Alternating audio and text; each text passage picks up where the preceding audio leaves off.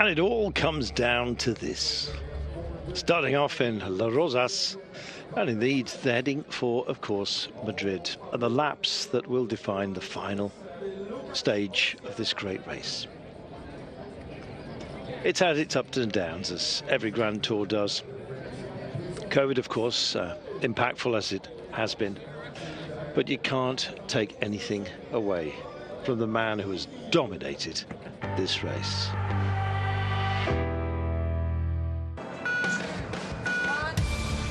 Since the Junior World Championships in 2019, carrying the Belgian tricolor colours. After being Belgian under-16 football team captain, Remco eventually, finally decided to become, as his father, a professional cyclist. And what a choice it's been. Like he is now, mate, just dominating. I think that's the best way to put it. Since, 2018, nothing's really changed, just winning almost every race he enters. Well, this year, after 2019, he signed pro with Quick Step team and signed his arrival as well with into the new world with victory in the Classica San Sebastian, becoming a 19-year-old, 7 months, the youngest winner of a World Tour race. Continues in 2020 with 4 victories, including a stage and the final ranking of the Tour of Poland, and arrives, of course, as one of the favourites for Lombardia until that moment. Often favourite to miracle survivor after an enormous crash on a downhill where he was, it could have been an awful lot worse, let's put it that way. Career suspended, but the phenomenal Remco is back and just keeps on going. The Giro, where he arrived to compete with Igor Manal. Unfortunately, he was not ready to race a 3-week Grand Tour, his first one, don't forget. And after a good week, he was unable to follow the rhythm. 2022 season, an explosion for Remco Evenepoel. Stronger than ever. He won the most beautiful win of his career, Liège-Bastogne-Liège. Second in, won a second with the Classica San Sebastian before La Vuelta, where he arrived to an amazing reception. Raising the souvenir of his Giro, phenomenal, has been reborn. At that age, we have seen it from many others, but it's also, I think, the mindset that young riders bringing with now. And with Remco, I think it's even more special because he doesn't have the cycling background. I mean, everything he pretty much learned is just had to be in warp speed, to be there, to ride in the peloton, to learn the tactics and follow everything he has to do to become, one of the greats in the sport, and he achieved it. So I have to say, chapeau. And amen to that. Everybody in awe of him. And to be honest, I think he's slightly in awe of himself. What have I done? Could have been the caption to this. He's done an awful lot. He is magnificent. He is our champion, Sean. Yes, well, he is, and what a way he's won this race, dominating right from the beginning, and never showed any signs of cracks, and just so dominant in his first big tour, where he was in a position to try and win it, because we know last year, Giro, after the accident, he just came to this race, as he said, ready and healthy. Healthy, ready, and indeed steady in all circumstances, it seemed. Let's have a look at what we're dealing with today. Destination, the three-pointed star. Starting off at La Rosas. In fact, we have a little bit of lappage out and back past that city before heading to Madrid. And indeed our classic finale. Now very familiar to you all. Well, they may be repeated, but we have 3 hairpins at the extremities and, of course, 3 at the centre as well to have to deal with. On a course that always challenges. It'll be the sprinters, of course, who are lighting it up today. Time to find out who everyone thinks might actually win. Our experts have put their hands together. But, yeah, their record is a bit patchy. Let's put it that way. Maybe steadier today. Mads Pedersen is surely going to head the list for many, but we'll wait and see who's picked who. Can Tim Merlier finally say, I am here? I'm here, Merlier. Who knows? Well, sorry to our experts. No one got it right yesterday. They didn't imagine that Carapaz could get a third victory. And let's see if they believe in a fourth win for Mads Pedersen tonight as the sun comes down on Madrid. Eduardo Chorzas first. Stage 21. The last stage of the Vuelta a España, the classic circuit of Madrid, a stage that's always, or nearly always, ends up in a mass sprint. The best sprinter of this year is, of course, Mads Pedersen with 3 victories. So let's see if he can get a fourth. So my prediction for today is Mads Pedersen. What about Brian Home? Well, I guess Mads Pedersen will win his fourth stage in the green jersey.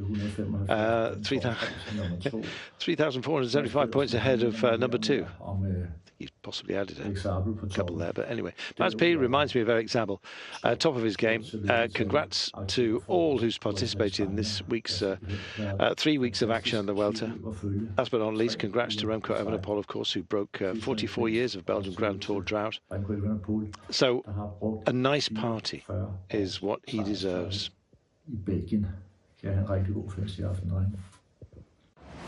word bacon was in there somewhere. Rod McHugh. My pick to win the final stage of the Vuelta is Tim Merlier of Alpecin de Koning. He's dragged his body through this entire Vuelta without a stage win. He's already got one in the Giro and he's got one in the Tour. It's time to get the trilogy and it's time to make all the suffering he's done around Spain worth it and get the final stage victory. Tim Merlier, he's going to get it. He better. Eliana. Ultima tappa della Vuelta di Spagna. Well, last stage of this year's Vuelta a España will arrive, of course, in Madrid, and the big favourite for me is Mads Pedersen. He's doing very well. He's in great condition, so it would be special for him to win the last stage, wearing the green jersey, of course, for Team Trek Segafredo. So my favourite, Mads Pedersen. Come on, Derek.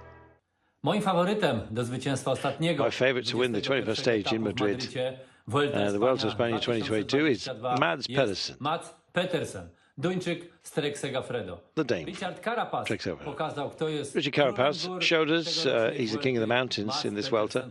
Mads will show he's king of the sprints.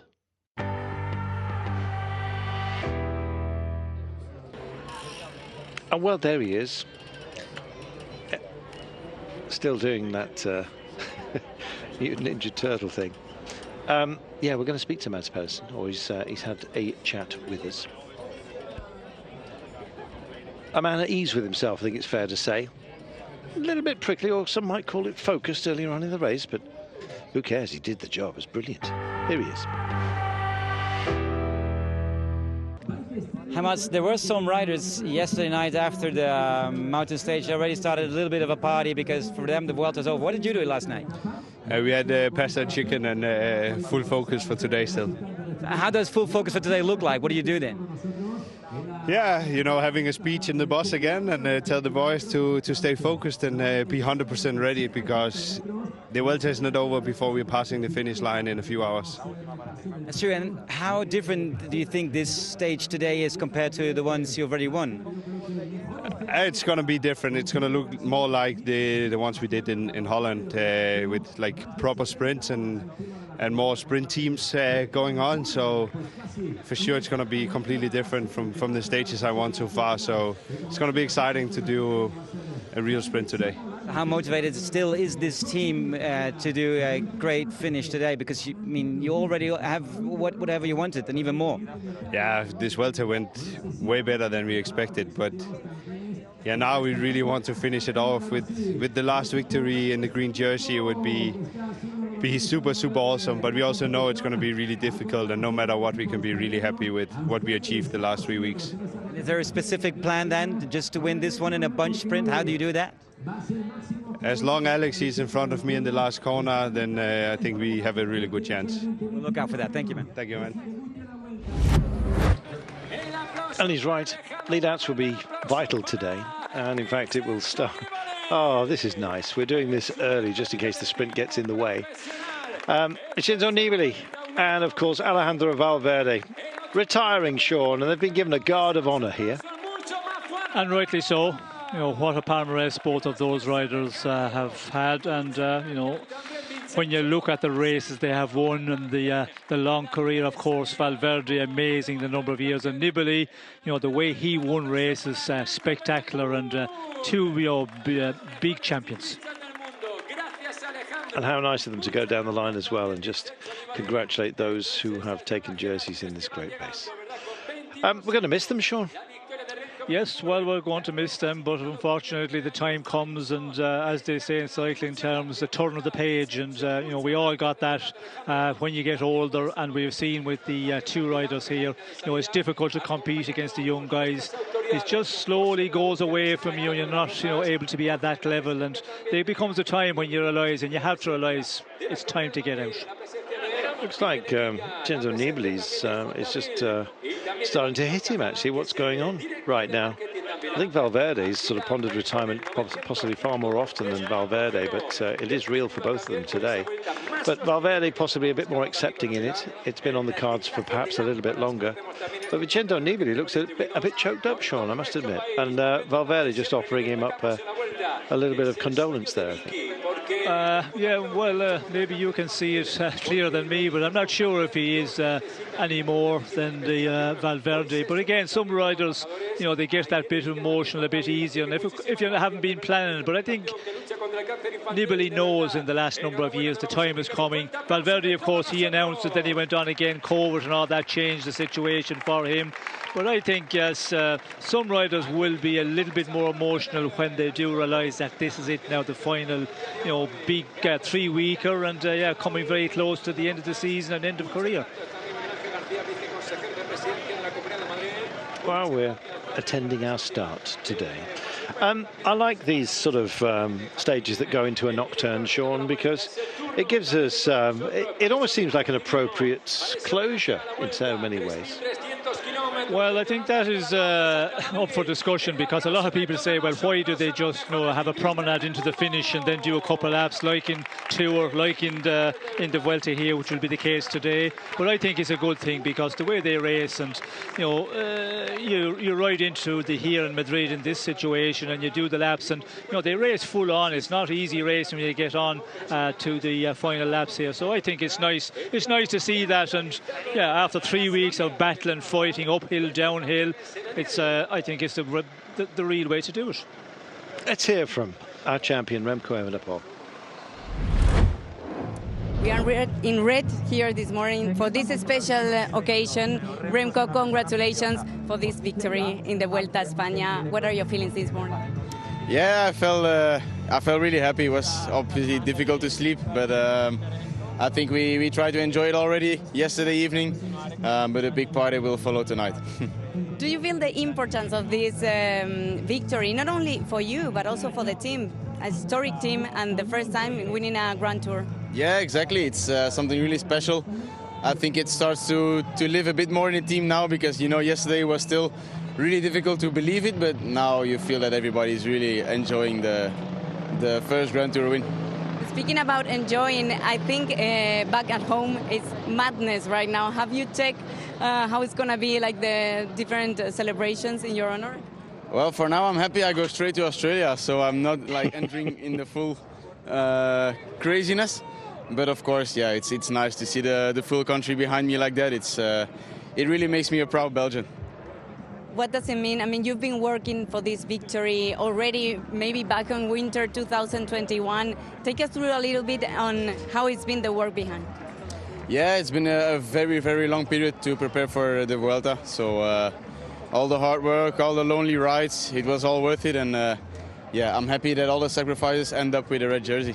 And now the party to Madrid, no? Yeah, exactly. I think we'll try to enjoy with the teammates on the front row a bit, and then after we're going to leave the sprinters for their job today, and we're just going to enjoy the criterium in Madrid. Thank you, congratulations. Thank you. Still managing a smile. He's carried the burden of being a leader of this race extraordinarily well, Sean. I've never heard a bad or short word from him. He's carried himself beautifully. Yes, he is. He's a rider that talks out, and in this race, he's been very good with the press, all of that.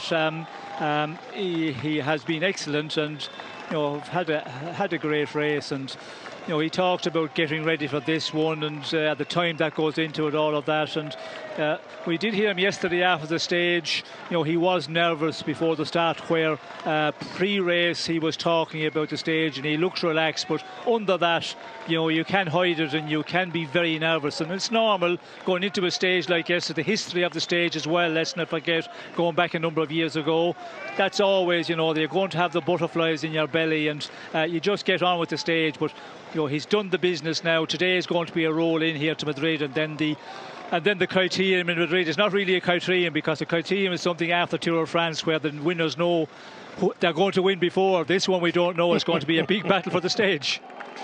We're talking about the Saitama, perhaps, yes.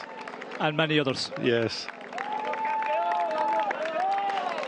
Well, this is the celebration today. We're in the neutralised zone. It might take an awful long time to get past all of the, I don't know, washing machine factories, you name it. We'll be doing a little bit of that today. And we'll also be pondering, of course, throughout how each of these jerseys has been won. Well, of course, Remco owns 2 of them. But a fine finish, I must admit, for Ayuso as well. He's really animated this race. And 3rd place on the podium is nothing to be sniffed at. I almost feel sorry for Enric Mas that he's actually not on the front line here. But nonetheless, what a great win yesterday by Carapaz, underscoring his greatness. And 3 stage wins, Sean, and a jersey, a polka dot jersey. That's not a bad assembly, is it? Come to Sean for his thoughts in a few moments' time. But yes, Carapaz, just, wow. Talk about pulling it out the fire. That was brilliant. Sean Carapaz is going to carry that polka dot jersey home, and with a great deal of delight and possibly relief, considering the way that this race started. He did have a great Vuelta after starting struggling a bit in the earlier part of the race and losing time against the men in the GC standings. The first mountain top finish we had, from Bilbao to Picoiano, and he lost a lot of time there, was struggling. And we could see then that he wasn't in the shape he needed to be, and it went on from there, losing more time in these short uphill finishes, but really came good, and started winning these stages. And then it just went on from there. He had the form, and the form, of course, that brings the confidence, and the confidence then comes with a win. It's amazing what they can do for you, and he just went from strength to strength. And the way he rode yesterday as well, out there on the breakaway, being very intelligent, and that's the way he rides. Wasn't making efforts when he didn't have to, compared to other riders were attacking and going up the road like headless chickens. But he just followed. Speak your mind, Sean. He knew who to follow. He knew when to go. And it worked out for him in the end. It was really tight, but if you just read back through the race, the way he rode the stage yesterday, that's the way you've got to do it in those situations. When you have so many men in the breakaway and the main peloton of contenders, stirring it up behind quite early, you have to conserve energy as much as possible for the end. And he just had that he had enough. He had. Well, just enough. That was the El Gasco Dam, by the way. One of the most important civil engineering projects of the 18th century. Looks like it's dried up behind it by now. But yes, his aim, of course, was to collect water from the Gardrama River. But looks like it's been superseded. The dam was built along with some parts of the Gardrama Canal. Gosh, they were busy back then. Unlike the peloton, just for the time being. This is one of the gentlest rollouts I've seen possibly ever. Well, what does that tell you, Carlton? It's not going to be any faster when we get to kilometre 0. Let's see. I mean, the kid on the bike here doing a rolling selfie here is... He's freewheeling. he could actually be doing free. Yes, he could be. A little bit of a chit-chat going on at the moment. Of all the teams here, Sean, I always ask this question. Who do you think will have been disappointed by the race? I mean, looming large surely has to be Jumbo-Visma with Primož Roglič and of course the disappointment of that. Yes, well, I think Primož Roglic and Jumbo-Visma are going to be very disappointed, because coming to this race was a big objective for Primož after, going out of the Tour of France, and it was looking really good. The way they hit off in the team time trial in Holland, it was a great start, but it didn't end good.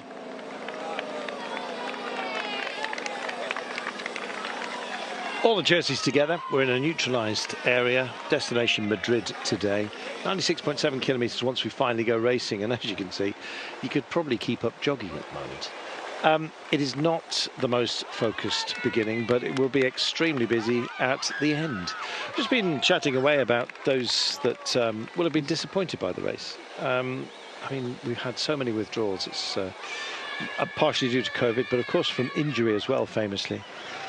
We lost Jay Vine while he was wearing the polka dot jersey, and of course we lost of course Primož Roglic during the race.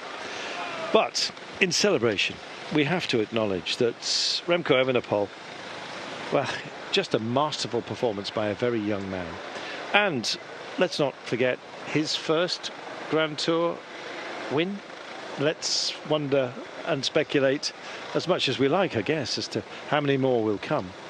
But what a result as well from Quick-Step Alpha Vinyl, known as the Wolf Pack, a team that is used to collecting stage wins, but this is something else. And here's Patrick Lefevre. Well, congratulations today. C'est bon pour toi, Patrick? Vous avez déjà sorti le... C'est quoi? C'est du vin Claire Constantia. Ok, pour célébrer la victoire de... Celebrating the victory, of course. Pour célébrer cette victoire de Remco, félicitations. Oh, Remco, congratulations. Il a été stressé comme tout le monde, je pense. Well, like everyone, he's been stressed, of course, and for the first time I saw him making faces, but that's normal. He's only 22 years of age. So it's not easy to win a Grand Tour, just talking about the tears that he shed at the end. Belgium has been waiting for a victory for 44 years. It's an historical moment for the sport and, of course, for your country. Absolutely, yes, he says. People here, well, many of them not born back then. I'm old now, and it was during the era of Merckx and the Moink, and yeah, we should have been all thinking that Remco was the future winner of a World Tour. There were many pros and many cons as well along the way. He took his time, and for sure the crash took away from him 6 months, maybe a year of his career, but I think that Liège was almost like a switch being thrown there. We were saying that the red jersey was giving him credibility and a lot of respect in the peloton. What would you like to tell Remco? Well, first of all, I'd like to thank him for believing in our team when he was only 17 years of age. I had lunch with his parents and with him at a train station in Zurich. And second, since then, he started an amazing collaboration. And now he's grown a lot, was the question. Yeah, I promised his parents that I would take care of him as if he was my son, and obviously he has parents still, but we are proud of him like a father. Patrick Lefevre, a big old softie it turns out, Sean. He was getting emotional there himself. Yes, well, it's not surprising, because it's his first big 3-week tour to win with the team, and he's been around a long time. He was a professional back in the time when I was in the peloton. Actually, I raced with him a bit, and yeah, he's had so much success. When you look back to the races they were winning, and for years there they were winning the biggest number of races by a long shot by all the teams in the professional ranks, and this is his first 3 week or so. It's normal he's a bit emotional, and he probably have a bit of that Vino Blanco there as well. He did indeed. By the way, the dam that we saw, the El Gasco Dam, is a folly. It was abandoned before it could be completed. Well, thankfully, I guess that almost sums up Primož Roglic, doesn't it? But I don't think that can take the shine off Remco Evenepoel's victory, Sean. Yes, we would have liked to have seen that battle, but he was already emphatically in control by the time that Remco sadly left the race. Yes, very much so.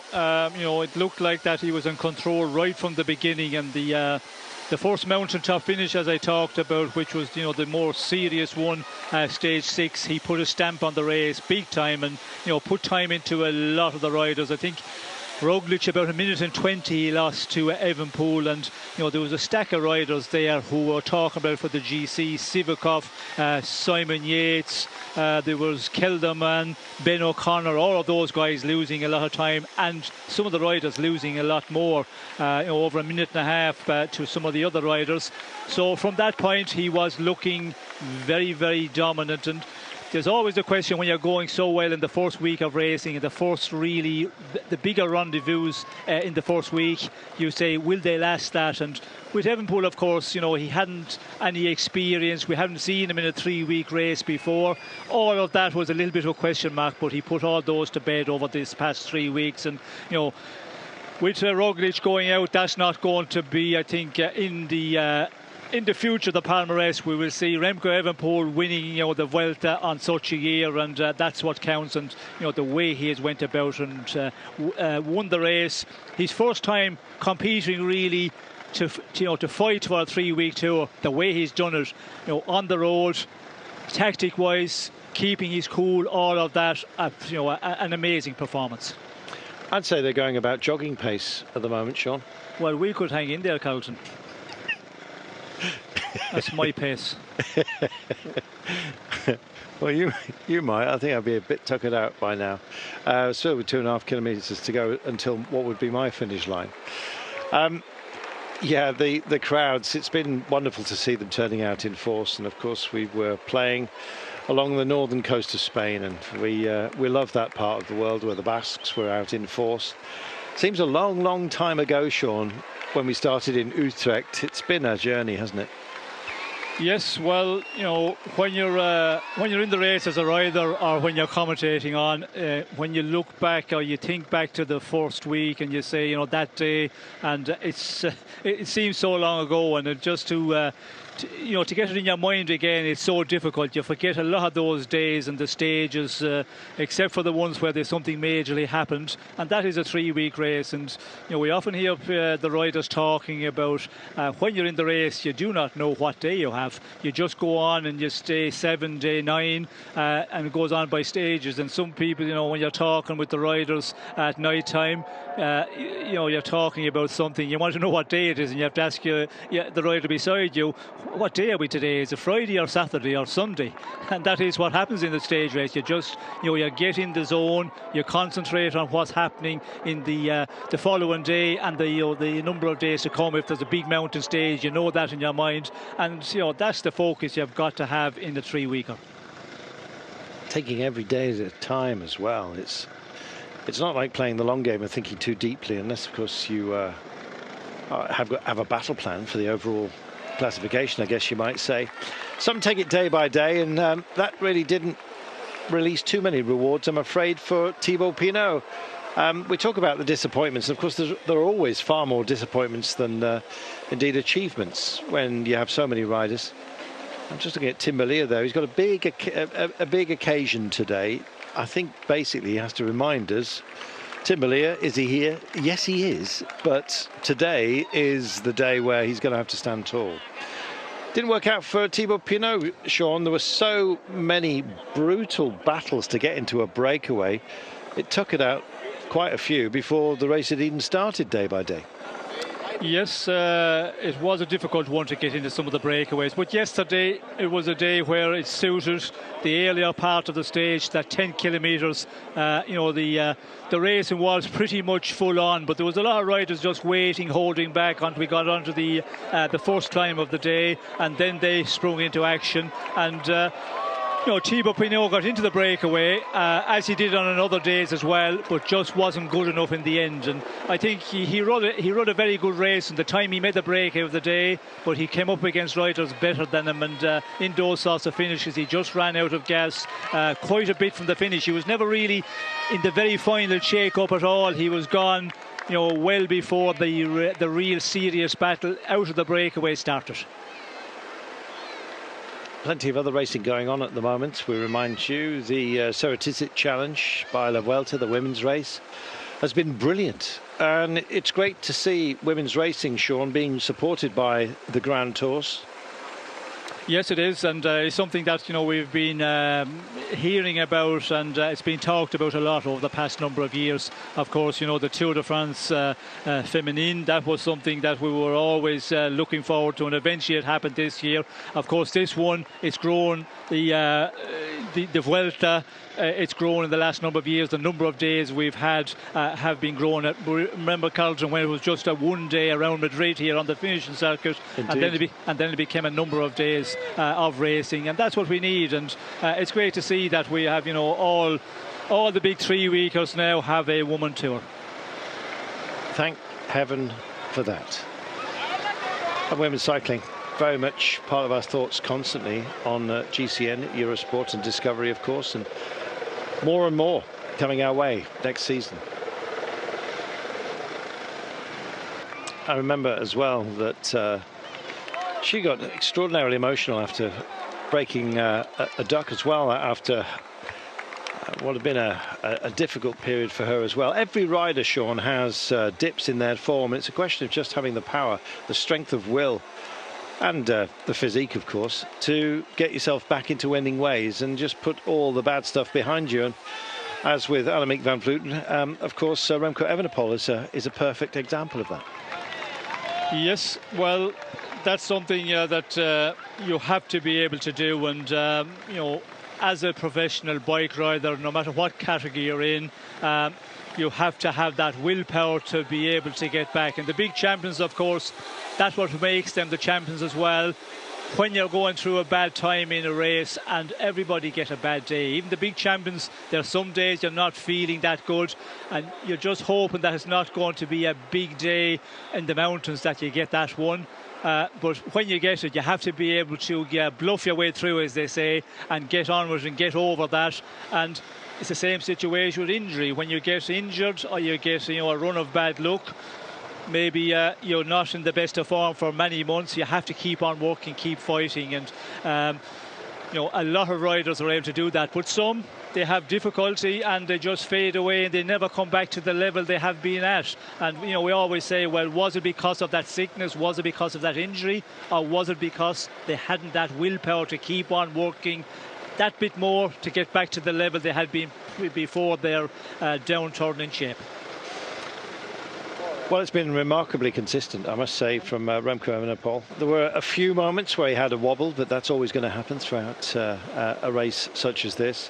His first stage win, of course, came in the time trial into Alicante. And then he doubled that up spectacularly so within this race. And it was a wonderful win up to Pional. And he sustained all of the blows that were issued against him, constantly raining down. They tried, as well they might, to find some space between themselves and Evenepoel, but it just wasn't to be. Richard Carapaz, 3-stage wins and a polka dot jersey going his way. I think that's a great piece of retrieval after a highly disappointing opener to this race. There's the old and the new, Sean, on your screen now, Ayuso and Valverde. Yes, I think that's that's Rosas there on the front, which beg your pardon. Ayuso, but yes, it's a Movistar man, of course. And do you know what? I make that mistake so often. Yes, it's that they use the same razor, which is not a very good one. Yeah. And maybe you need to go for a night check, Carlton. Oh, do you know what? I need a rest. Well, we all do at times, and that is something. When you see the riders, and you just jump to the conclusion, oh yes, Valverde, and it's easy to make that. And when you have riders as well, as I mentioned there a number of days ago, when they're riding along like this, and then you see them in full effort, and you see a front-on shot, their face is totally different, because with this, with the effort they're making, the faces they pull, they change so much. But yeah, it's another one, an old stager there. Rojas, of course, he's been around a long time, and the young man coming up, Ayuso there, he's had a really brilliant Vuelta, because again, a young guy coming in, all that pressure, and held up very well. Time for some Welter stories, social media.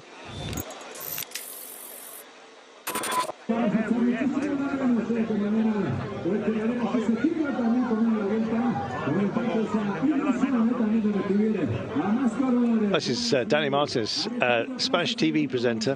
He hosts Spain's Got Talent, if you're wondering what was going on there.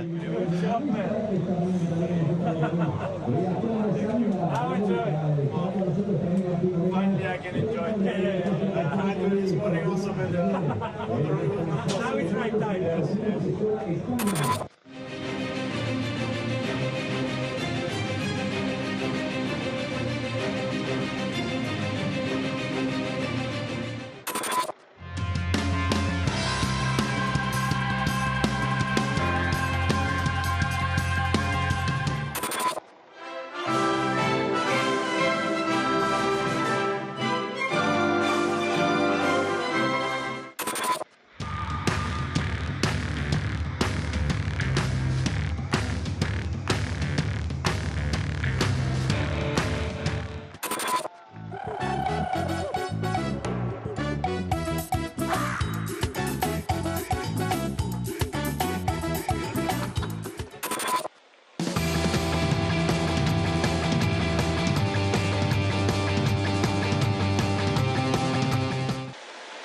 I must admit, I took one of those pictures for Ashley House as well.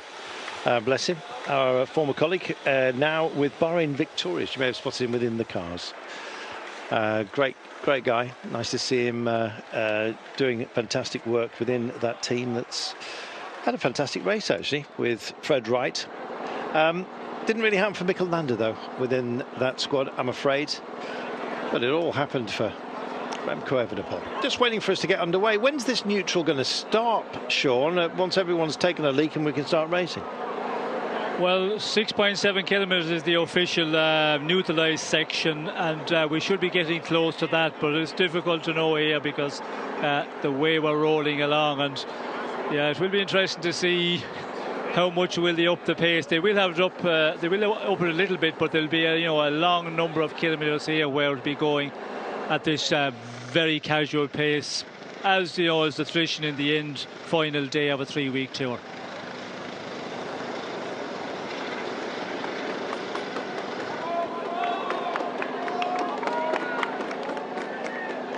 And there they go. Well, kind of. It is the final day of La Vuelta, and as you can see, they're not going terribly quickly at the moment. The flag has been waved and we now are officially racing. However, our race director wants to, I think, pass on a few words to those out front. They're sort of asking who fancies skittling off up the road here, and nobody wants to take the bait just yet, Sean. Well, I'm not sure if he wants them to skittle up the road at this point.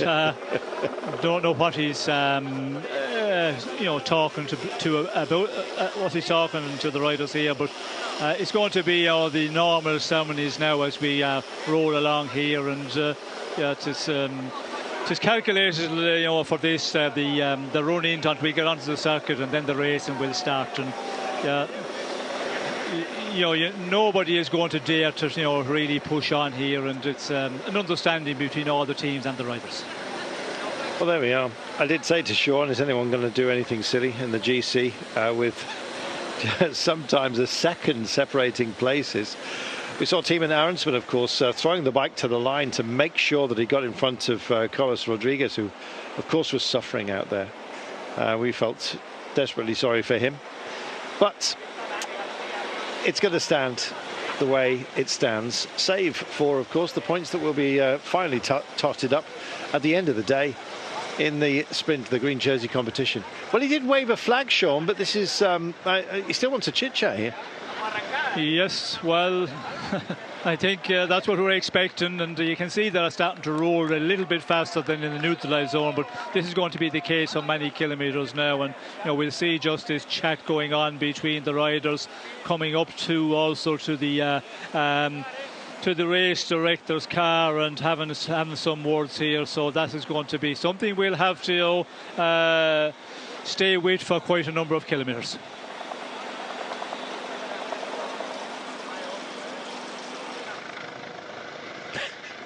Well, so many of them are stopping for a comfort break here. Tinkle time. We're not going to see much ground pictures either, Sean. We're going to have to stay on the helicopter to save blushes here. There'll be fines handed out. Well, time to catch up, I guess you might say. Later on, we'll be joined by Adam Blythe. He's due to come in with 75 kilometres to go, so that will probably be in about 4 hours at this pace. Oh, dear. Oh, dear. Well, I guess, Sean, it's time for us to take account of the race then. We started, of course, in Utrecht in terrible weather. And in fact, it wasn't as bad as it could have been, I must admit. But very, very cold. And it was a bit of a shock when we all came over to suddenly 33, 34 and more Celsius when we hit Spain. Yes, well, it was a difficult start for a team time trial. With the wet conditions, the wet roads, and for the teams that were out earlier in the day, it was very wet roads, and it was scary, some of those roundabouts. But then it did, of course, dry up a little bit, not totally, so it was an advantage to the teams that went off later in the day. And from that point, it was, perfect weather for the racing. Really good conditions. No rain at all in Spain that you can talk about, and the heat as well. It was never really that scorching conditions you can get in Spain, touching 40 degrees. It did get up to 35 or maybe 37. I can't remember exactly, but never for day after day where it was that real killer of a heat. So that helped the riders a lot, and the fatigue when you have to ride your bike every day in the very, very warm conditions, it can be a real killer for some of the riders. I think for the home nation as well, the home win came very quickly with Soler, who incidentally has been given the overall combativity award, Sean, for the race. He won stage 5, of course, into Bilbao, which always kind of sets the emotional clocks at steady, doesn't it? Yes, well, he did win a spectacular stage into Bilbao, and we all remember that final there. It looked like he was going to be maybe swallowed up in the end, but just about held on. And he's been very aggressive, and it's not surprising that he gets the most combativity award for the 3 weeks of racing. But again, I would ask the question. Yesterday, for example, he was, too aggressive and, racing too much earlier on the stage, and then paid the price dearly. When you look at other riders in the race, like a Carapaz and a number of the other ones, they waited for later in the day. And Soler, he had the legs, they were on fire, as we say in cycling terms, yesterday in the earlier part of the stage. But you cannot do that against the riders you're up against. When you got into that break, they were very classy riders for this sort of finish we had yesterday. And Soler paid the price, and you get the combativity award, which is, I think, 3,000 for winning the overall. But another stage win would have taken him 11,000. And we'd all remember next year, oh yes, Marc Soler, he won 2 stages last year in the Vuelta. We'd have to really think deep to remember who won the combativity award. That is true. That is true. One man, of course, who won 2 stages, and not too far apart either, was Jay Vine. And one of the sad stories of the race, we'll be speaking plenty, I'm sure, about Primož Roglic's crash as well. But a real sadness about Jay Vine and his exit, because such a gentle character, but a brute on the bike, 2 stage wins, and the way that the manner of his victory as well, Sean, was so outstanding. He was looking like an amazing force within this race, and then sadly crashed out. Yes, well, he had a super race and was going real well, and the mountain jersey was a great chance of taking it all the way to Madrid here this evening. But unfortunately, that big crash at high speed, a wrist injury, an open, I think he a broken wrist, an open break, and it was a one where it was race over. So very disappointing when you're in that situation. And for Vine, to finish here in Madrid, we know the importance it is to have a jersey in a big 3 week, or that will make it more disappointing again. And it's just a risk of this bike racing, and sometimes you're just in the wrong place, and when you go down, you come out very badly out of it. Well, Dennis, looks a bit tired, does not want the camera near him just for the time being. I'm very fond of Rowan Dennis. I love the way he races. I love his precocious attitude as well. Some find him prickly, I find him fascinating and royally entertaining. He's great. It's a shame for me as well, I'm afraid, that he's not going to the World Championships. I would have loved to see him there, but he's going to spend some time with his family, and you can hardly blame him for that. It's a lonely game that we play here, and I guess it's common for riders to find a little bit of stability away from the race because they just cannot. It's really you cannot explain just how difficult it is for them to be out and on the road with for so many months of the year. They need perhaps that little bit of stability that a family offers, or a great deal of stability, a good foundation. Is that why so many riders marry young, Sean? Remco Evenepoel's announced he's getting married this autumn at the age of 22. Well, I don't know that one, Carlton. Do the most of them get married young? I'm not too sure on that, but yes, Remco Evenepoel, we did hear that he's getting married this winter, and it's all happening for him this year with the results he have had the early part of the season, and now winning this his first big 3-week tour. But I think it does give him stability, that would be sure. And yeah, the riders, I think, talking about this year's World Championships, it's the one where riders are saying, well, that journey, will I be going well enough? And some decide at an earlier point that, it's maybe not for me this year, and decides to skip it. Well, apparently Charles III ordered the expansion of this place, but obviously it's a different Charles III to our current King Charles III.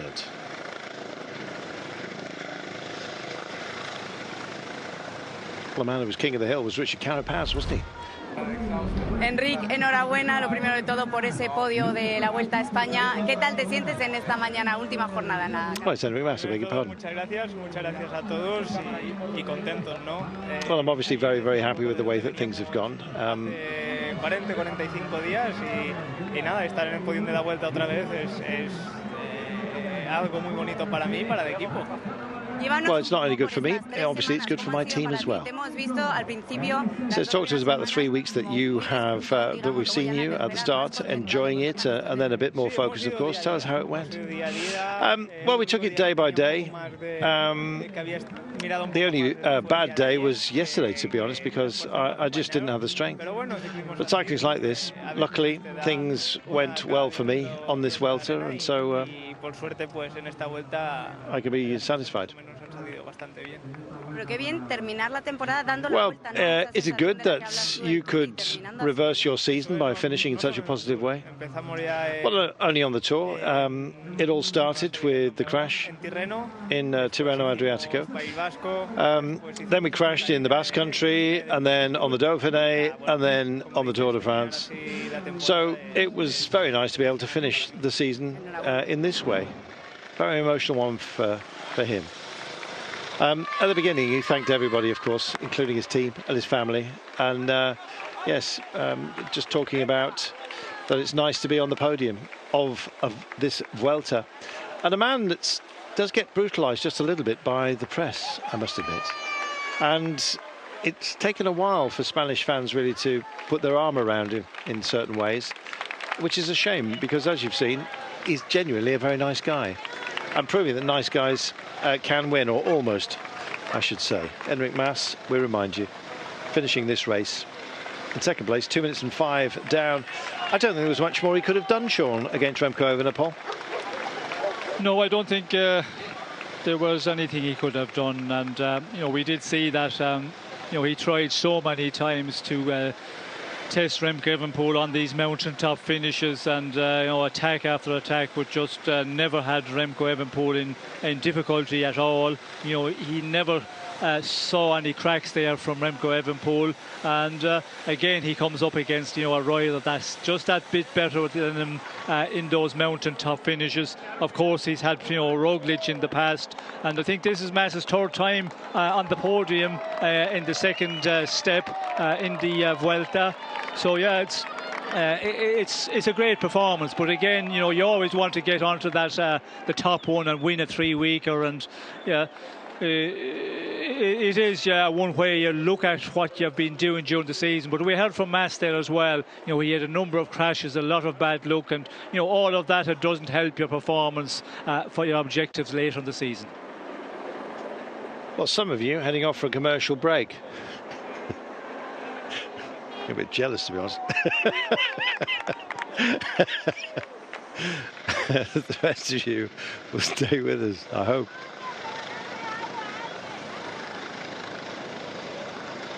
Well, it's not as action-packed as I'd hoped, Sean.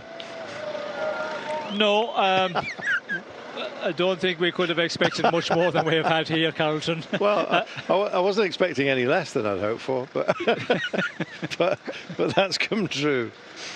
Yes, well, it's a let's not forget it's a relatively short stage here, 96 kilometres, and then we'll get onto the circuit, of course, and at that point, you know, the racing will really kick off. So it's not a long ways, and yeah, this is something that it's always been in the Vuelta.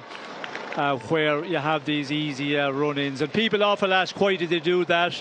Again, it's something that, you know, in the 3-weekers, when you have a stage finishing in the city and with laps, they normally roll in like this. The only time, of course, if you finish with a time trial, then of course everything is on. You have to have a race for the GC contenders. But in this situation, it suits. You get onto the circuit, and then we'll have this big sprint against the fast men at the end of the day. Well, the Palacio del Pardo was part of the Bourbon family. You may know their biscuits. Yes, apparently they were made for their troops. Go figure. Anyway, I didn't think I had chocolate back in the days of Philip V, but we take what we can get. Yeah, can't wait for the Palacio Infante del Luis. That's going to be a treat. Jumbo-Visma banged about, Sean, in more ways than one. We're looking at Sam Omen, who looks like he's been through the mill as well. Primož Roglic exiting, of course, after Eduardo Affini and Sepp Kuss out of this race. They're strong man in the mountains, and of course their GC contender just stripped away from them. What a shame.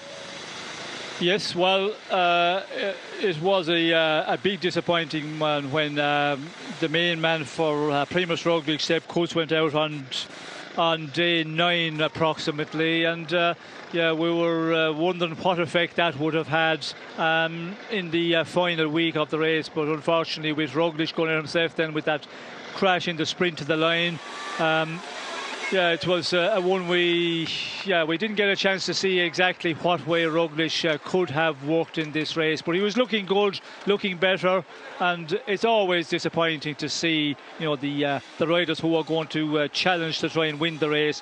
But there was many others as well, of course. Simon Yates we lost after doing a very good time trial. Sivakov we lost also, who was looking very good in this race. But that is a 3-week tour. And if you look back through, you know, the Tour of France, the Tour of Spain as well over the years, there's always years that we lose a number of the favourites because of these crashes.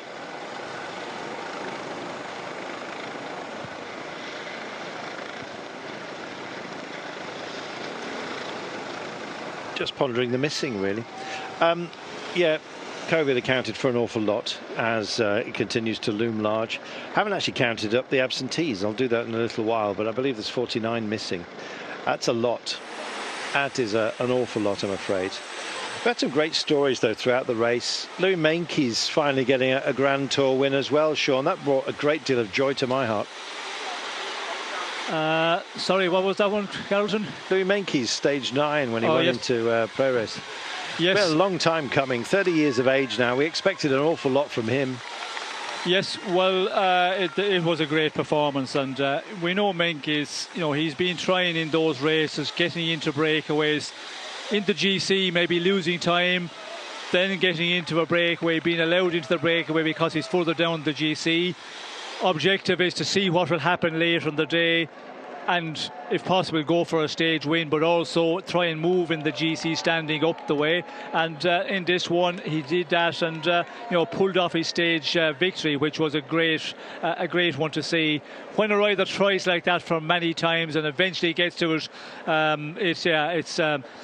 it's a one that they deserve very much, because the effort to get into the breakaway, first of all, for those lightweight riders in the earlier part of the stage, when it's maybe a flatter stage, they have to make these huge efforts and then be able to finish it off on a mountaintop finish, always difficult. And he achieved that this year. That was something I think he was trying to achieve for many years, and eventually gets there. It was a joy. But yes, COVID did blight us. We'll be pondering that a little more deeply in a short while. Great for those that could turn the clock back. It didn't happen for Valverde, it didn't happen for Nibali, but it did happen for Rigoberto. Around, of course, on stage 17 up to Tentudia. What a day that was. Yes, well, what a day it was, and the way he rode as well in that final. He rode with experience as well, and that is something, you might not be the best rider, but if you pull out the experience that you have for so many years in the peloton, it can make the difference. And I think Rigoberto Urán, he just calculated right on that final climb, just kept it up a little bit in reserve for the final run to the line and got it.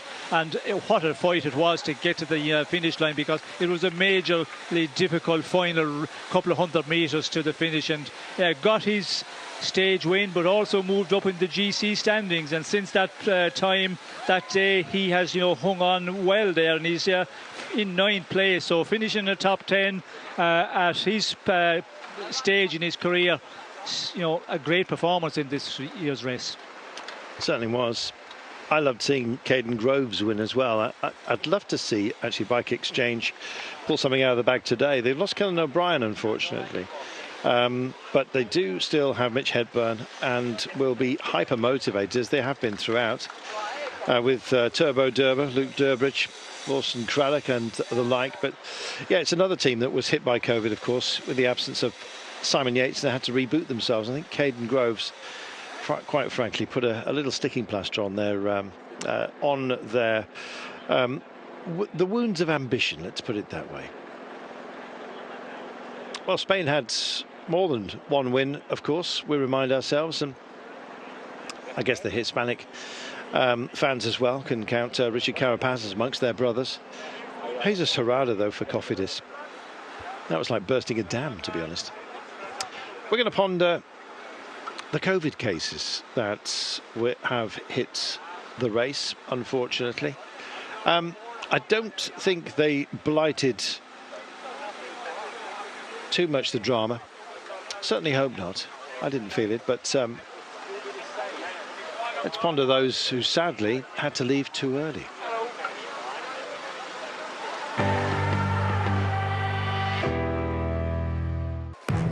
Well, they were showing some strong form in this Vuelta.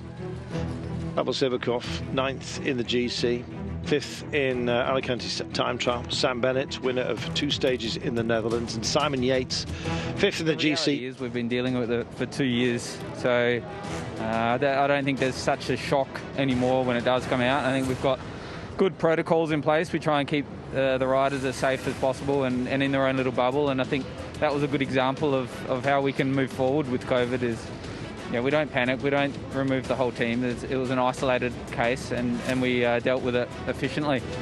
Simon Yates had to withdraw from stage 11. His team shifted its focus towards a sprinter, Caden Groves, we did come winning into the race on the same with, day. High hopes for Simon in the GC, and it isn't easy when you lose someone like that, particularly when he was so well placed and obviously going well.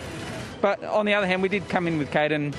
We knew that we were targeting the sprints with him also, so it wasn't that hard to shift more of a focus towards supporting Caden. But would Groves have won if Sam Bennett was still in the race? The Irishman already won 2 bunch sprints in the Netherlands, dreaming of a green jersey in Madrid. His team trusted his lead-out man, Danny van Poppel, to keep up the good work. As a team, you have to move on. You switch over to another rider. Try the best, keep the presentation, everything, the work you put in is the same as you have like a 100% chance to win the stage, as we would have had with Sam. at the same time, I think it's harder for him. It's like for us, we just keep working. He's at home, recovering, making goals for the end of the season, but at the same time, he's watching the race and he's like, I could have won this stage. I should have won this stage. So that is the hardest part for a rider when he leaves the race. Another big contender was Hit's 19-year-old Juan Ayuso, but with a low viral load, he was allowed to continue the race. Tonight in Madrid, he'll be climbing onto the 3rd spot on the podium. And what about that man in the Belgian tricolor? Well, Belgians already celebrating, I guess you might say, because of Remco Evenepoel. But it'd be lovely if they could top it off, Sean, with a stage win for Tim Merlier. Tim Merlier, is he here? I believe he is. Yes, he is very much here on the rear end of affairs. We can see there on the peloton, but he is going to be really up for it and try and get a stage. After pulling himself through all these mountain stages over the last week and the last 2 weeks, well then he is really going to try give it his all here. But you know, how much has he left? Fatigue coming through, you know, the mountain stages for the sprinters. It's always a difficult one, and some suffer big time more than the others. And we all know as well that he wants, you know, to win a stage here because he's won in the Giro, he's won in the Tour, and he wants to make it, you know, a stage win in all 3 week races. So this is an important one for him. But I think that's not what will be on his mind. He just wants to get a stage victory here. Not went as planned, I think, within the team for him, because you know he's been there a number of times, but just getting bumped around, not in the right position at the vital moment, and he'll be hoping to get it perfectly right today. You know, we often treat breakaway stages as or think of them as something of a rarity, but in this race, breakaways have had so much fun, Sean. They've dominated many of the stages. Yes, well, the breakaways have been quite a few. I haven't exactly made the count, but there has been quite a number of them that has done really well, meaning going all the way to the finish. And you know, there was a number of times when it looked like that the last number of men and the last man standing from the breakaway was, you know, going to get swallowed up in the end. Yesterday, of course, we see with Carapaz. There was another day as well when Carapaz won on a mountain top finish. It looked like he wasn't going to be able to hold on, but just managed to do it, and all out of breakaway. So it's been a good one in this Vuelta for breaks. Well, the neutralised section went on for quite a bit longer than we thought, because the average speed for the hour what have we done? 12 kilometres. So 12 kilometres an hour. I think we're going a bit faster than that, but not much. It will pick up, and you'll be pleased to know. But and then we'll be, as soon as we get down onto the plain where Madrid is. Do you know what? My geographic knowledge of Madrid is quite sparse. Does it have a river running through it, Sean? I don't think so. Not a major one. Yeah, it has the Manzanares River that goes through it. I'm just looking at the centre of the Iberian Peninsula. But yes, when they founded Madrid, they weren't actually looking for water. Usually that's the main thing that defines it. Prince Philip, or King Philip, I should say, just decided, he got the ruler out and just said, right, that's the middle, that's where we're going to be. And the idea was that you could keep control, or better control. There was no far reaches of the kingdom, let's put it that way. They were all within distance of the armies. Kept up the sleeveys. Won't do that again. 83.5 kilometres. We're nearly dead at the dead centre of Spain, and quite warm it's been today, Sean. Nudged up to 35 Celsius, but thankfully just starting to ebb in terms of its temperature, and we haven't had that punishing heat that we're often used to. I was going to say about the breakaways that we haven't seen too much of some of the minor teams because of it, because there's been such a belief in the potential success of the breaks that the likes of Kern Farmer, Euskaltel, Euskadi are, I was going to say Arkea, but I don't really count them in what I'm about to say, and Burgos BH, they didn't really have the chance for us to wax lyrical about some of the minor teams, Sean, because most of the breaks, they had some very strong riders, and quite a few of them went on to win. Yes, I think in the first two stages we had in the Netherlands, we had some of the smaller teams present, but as the race went on and when it was a big fight to make the breakaway, the wildcard teams had difficulty making the breakaways, and the ones that did make it, that the breakaways were successful, the difficult final just was too much for them against the riders from the big teams that were there in that breakaway. So it was always going to be difficult for those teams to win a stage, but yeah, we did not ever see them really in the final where they were in with a little hope of going all the way to get a stage win. Well, I'd like to say they were going through the motions at the moment, but that particular man's retired. 82.6 kilometres from home. They're playing with us, Sean, at the moment. Yes, well, it's nothing new. We see that on the front of the peloton. You get some riders might be catching a plane tonight, so they want to just speed it up a little bit and try and get this stage over with. But yeah, it's not going to happen. And if somebody goes to the front and pushes on a bit, I think they would be followed by the teams, and they get the orders. This is not the norm. We have to just ride quite a number of kilometres further into this stage before we start the racing. Well, I thought that we were going to have a white helmets display team there.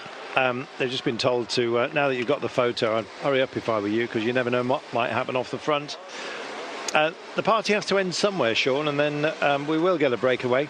And I imagine that we will also have ourselves a sprint finale. It's not absolutely guaranteed. You can get a cheeky one rolling off the front, I don't know, somebody like Rowan Dennis, perhaps. That'd be nice.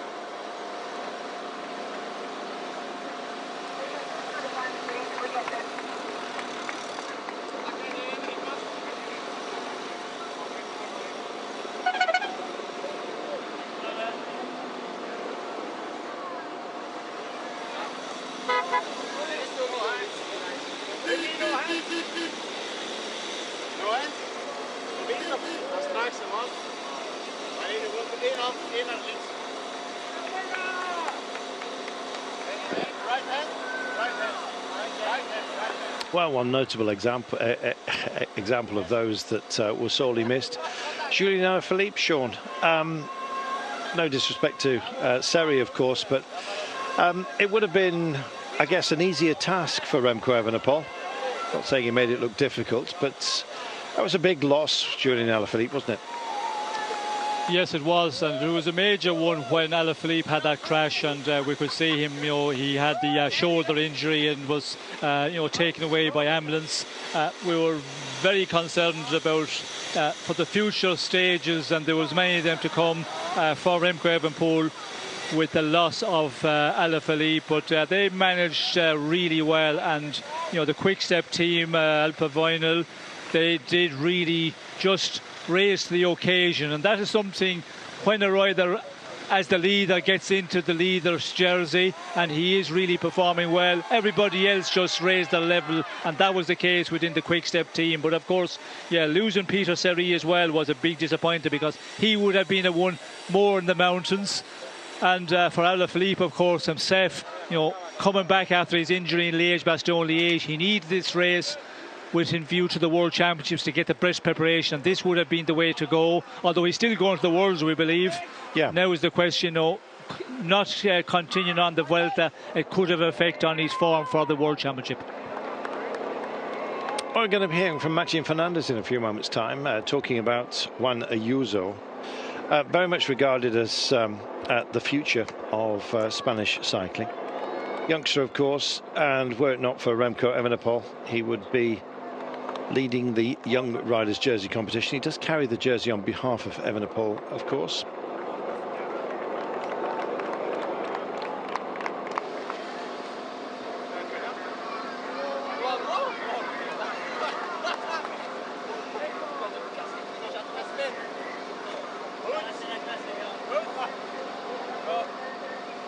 So let's hear from Martin Fernandez, shall we?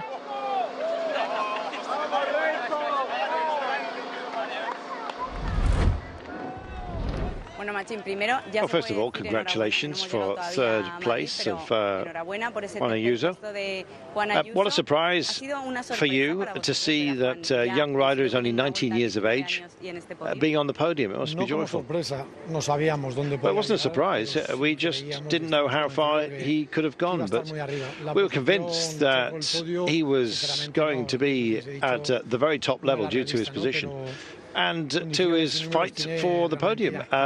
Sincerely, if there would have been anyone telling us, I mean, you know, that it wasn't realistic, then we would have listened. But more than that, he was full of belief, and that's what matters. He has the capacity to go very, very well, and he exceeded all expectations, but did it well. What lessons one learned from the Vuelta a España, do you think? He was with the favourites, and then gets the podium. Talk us through his journey. Well, every week we learned a new lesson. First week, you don't only suffer when you win, because sometimes you need to suffer in order to go through some bad moments and learn from that. And they seem to be endless, but they go as fast as the good ones, of course. And the difference is that the good ones, while being very nice, seem to last a second. But the bad experiences, they're more important, really, because you have to see how you get through those and handle them. He had a bad time on stage 4 into La Guardia, and he learned how to face the bad times. And what he learned in the first week was huge. And then in the second week, he learned how to go beyond those moments of tension, like he was positive, negative sometimes, and had to fight through that, and the COVID tests, and whether or not to start. But all the time he maintained his focus in these situations that you can't control. And then during the third week, we learned how to control his feelings. So he has a lot of ambition, and it's been brilliant. And now what then? How will you be protecting him a lot, making him a leader? What's the future for him? Well, he will give one more step, obviously, and it'll be from himself and from the team, but not through pressure. We trust him. There are many riders in the team. It's not just about him, and he has to take responsibility and the pressure. It's all about trust, and I believe in Juan. Like other riders, of course, you have to trust that he will give of his very best. Well, he certainly has, and Juan Ayuso has been one of the revelations of the race. Sean, he has been exceptional. Yes, he has, and he's a rider that we've been hearing a lot over the past number of years. His huge talent, and not surprising that the team have signed him up, a multi-year contract, and he's proven this year that he is, a rider that will be talked about in the future. And when you come again to a tour, the first time and getting on the podium, this is a big performance from Ayuso, and not surprising that the team have, been talking him up, and the press, of course, in Spain, they have been talking about him a lot, and he's a one which we're going to see, in the days to come, because he's one of the youngest riders in the race. So, a great performance, and of course, COVID as well, it hit him, all of that, it does have an effect mentally, but he got through all of that, and finishes up out a brilliant place in the end. Shame as well when you think about how close some came. The day that Hessing got tagged in Pional, with Evenepoel coming through for victory, of course, which was a massive day for him, taking his first mountain top finish.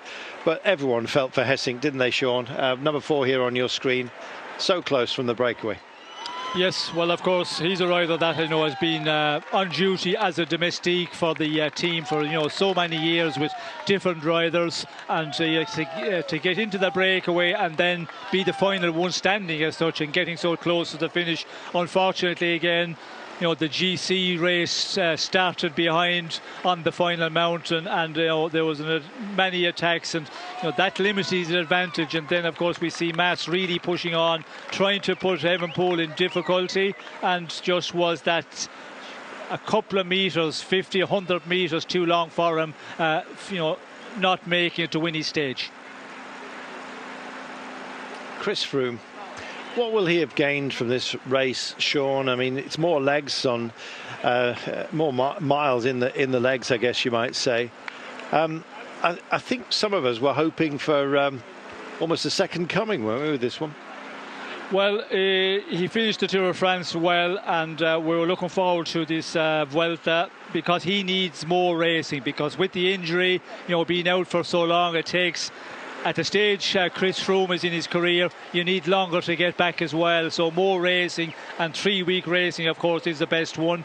But COVID, we've heard, it affected him a lot more than he was hoping, I suppose, and that knocked him back a bit. So I think because of that, he hasn't been as performant as we were hoping, and as he was hoping to be.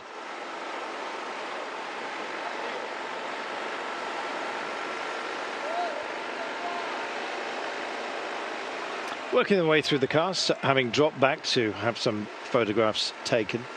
A lot of people that maybe not used to Grand Tour, Sean, or indeed these parade days that we generally have to have, or become very much a feature, a celebration, if you like, of 3 weeks of racing.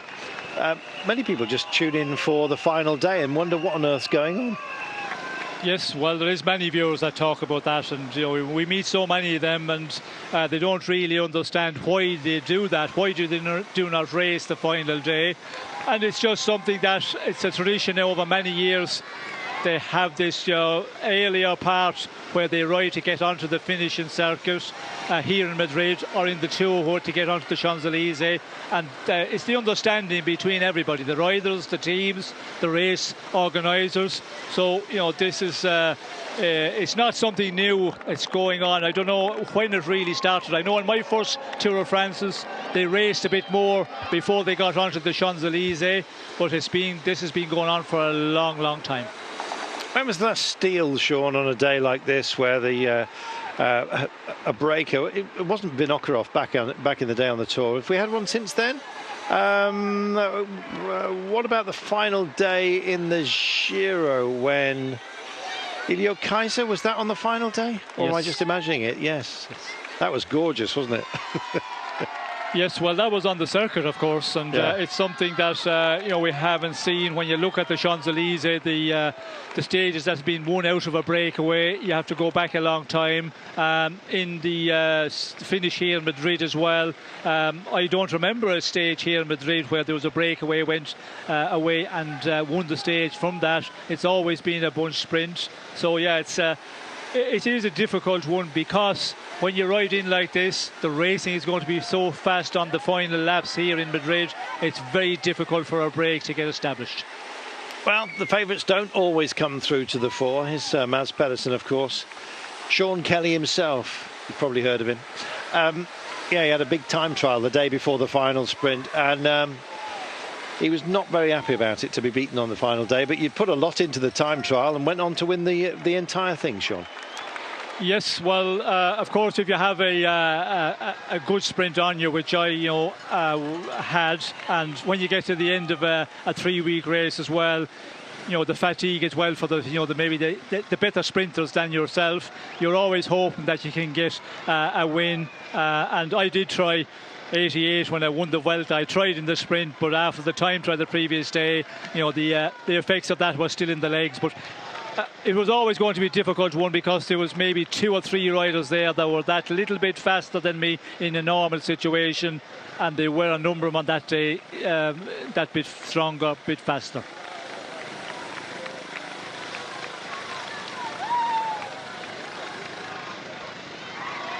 Well, we will be heading into Madrid. As I'm sure you can tell, we are working our way through the outskirts at the moment. The first passage of the start-finish line, and I call it that because we've got plenty of laps to take. We will cross it for the first time with 52.2 kilometres to go, and we'll have 9 laps. Plenty of time, Sean, for them to dial it into the psyche, but the very nature of this 3-legged star, it's quite a conundrum really, because it has a different character, a different complexion, depending on the speed with which you take all of the corners. And of course, there are plenty of those, with 3 hairpins at the far reaches of the legs of the star. And then, of course, 3 90-degree turns, well, 2 90-degree turns, actually. One's a bit more benign, at the centre. It kind of... it's quite beguiling just taking it on and indeed working out where you are, because it's constantly you're constantly taking turns, sprinting out of corners and then taking another very, very focused turn.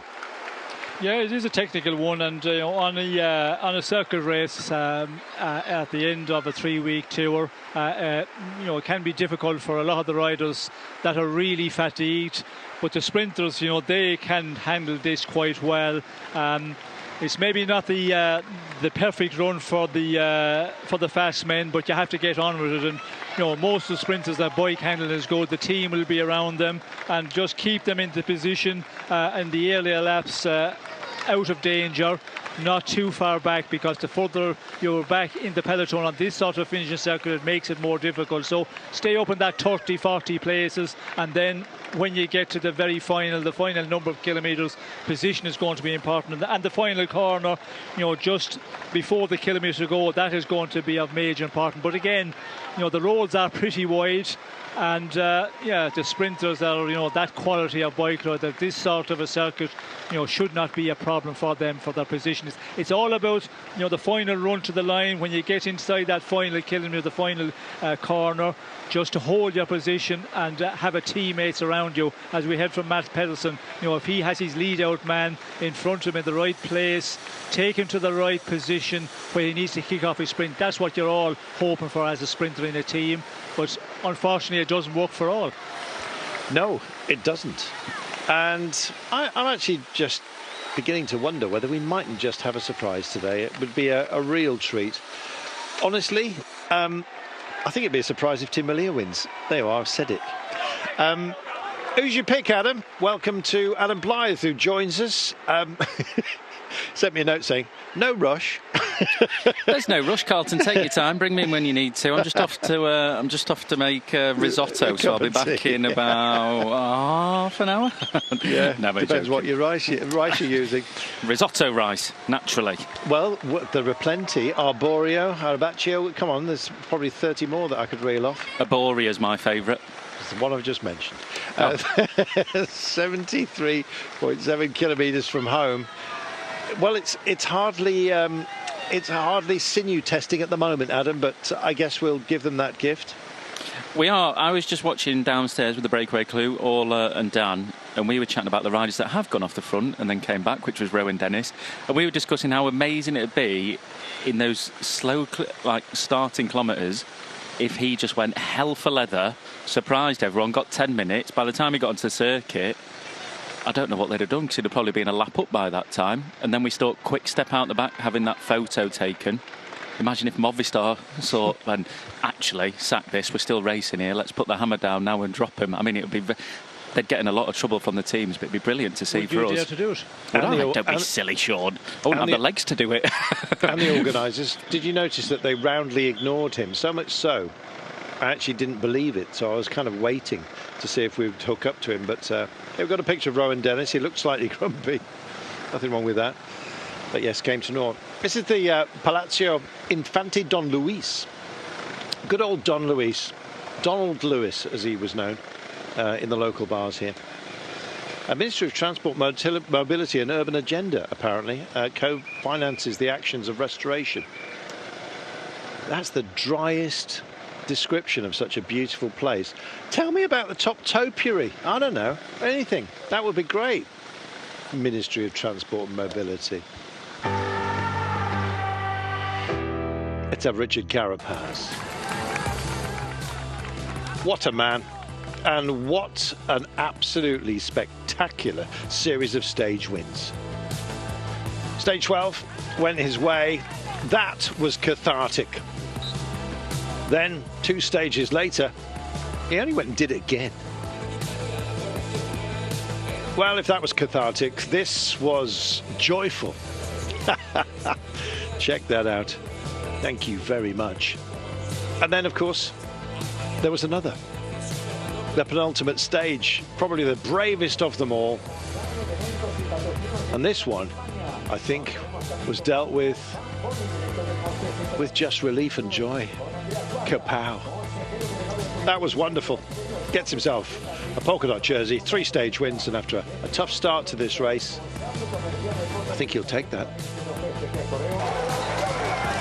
What a welter for Richard Carapaz. Even he was quickly out of the discussions regarding the general classification. The Ecuadorian rider managed and saved his 3 weeks by winning 3 stages, each time during a mountain stage, and each time finishing alone. Already a winner of 3 Giro stages. He now has 3 on the Vuelta. He also managed to help his young teammate Carlos Rodriguez, who became the new leader of Team Ineos Grenadiers, 7th in the end. And of course, Carapaz remained in that jersey, was never going to get taken from him, and wonderfully so. A shame that Jay Vine, though, Adam, was not there to duke it out with him. It was indeed, and I'm sure Jay Vine, out of all of us, would be more gutted than we can ever imagine, really. He did a fantastic ride, 2 stage wins, obviously, in that jersey, protecting it amazingly. And yeah, just, it's bike racing, isn't it? We say it so often when we see crashes, but it is a part of it. And it's something the riders had to deal with. It's just sad the position that Jay Vine was in. He had to deal with it in that way. But they have finally picked up the pace a little bit now, Colin. And I think even the king next to me might be able to keep up with this pace. Well, I think sure would. Even I could, possibly. well, this is the pace that I'd like, and next week I'm actually doing an event, the Sean Kelly 3 Counties in aid of Down syndrome. So next Sunday, the 18th of September, I'll be on the road and riding about this pace. Here's Richard Carapaz. Richard, no lo ve la cámara, pero llevas zapatillas doradas, maillot de la montaña de la Vuelta. Well, Richard, can't see the camera, but you have some golden shoes, King of the Mountains jersey. What can you say about the great job that you've done? Well, it's a great season for me, being second in the Giro d'Italia, nothing bad, and then finishing on La Vuelta with 3 stage wins, and being the leader of the Mountains classification. It feels amazing to me, to be honest. We had some nice victories on the Vuelta in order to say goodbye to the team, and I must admit, we're parting company as great friends, and I'm very happy. Well, you came here with the role of leader, and then you adapted to a stage winner, and then you had this jersey, and when it's not your main goal, how did these 3 weeks really pan out for you? Well, at the start, the goal was, of course, fighting for winning La Vuelta, but then many circumstances changed, and we had to reset, and we knew that we couldn't take part in the fight, and we knew that tough days were coming. And after finishing the Asturias, we knew that the rest day was coming as well. And little by little, I was having better sensations, and then the first victory came, and I found out that I could try something. And well, we talked about it in the team to go off in the GC standings and fight for stage victories instead. It was a good decision by the team, and we had 3 nice stage wins, and were very spectacular. And I got the King of the Mountains jersey.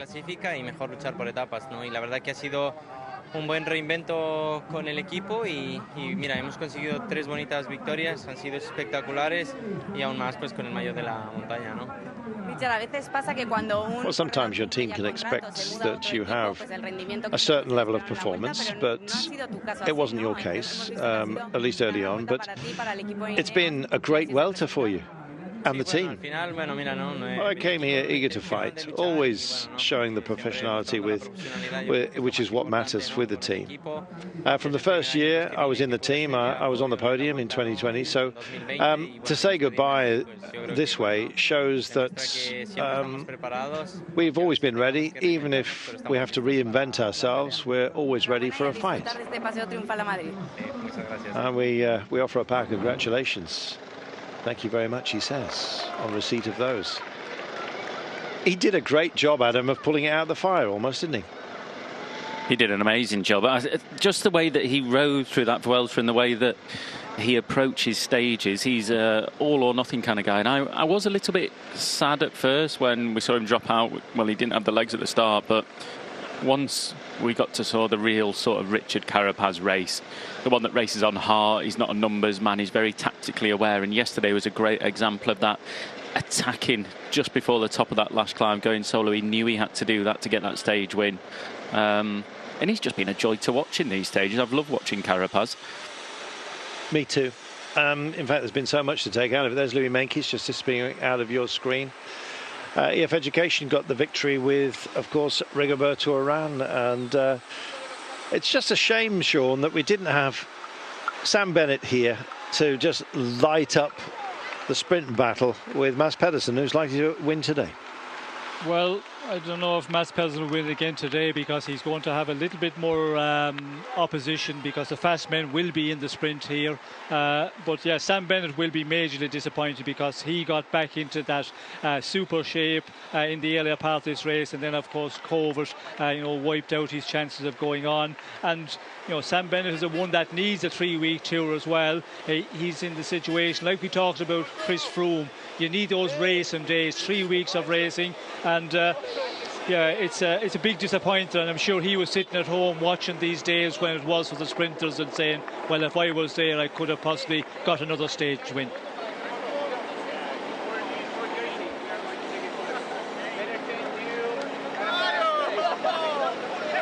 Sean, you know how tough this game can be. You won La Vuelta, of course.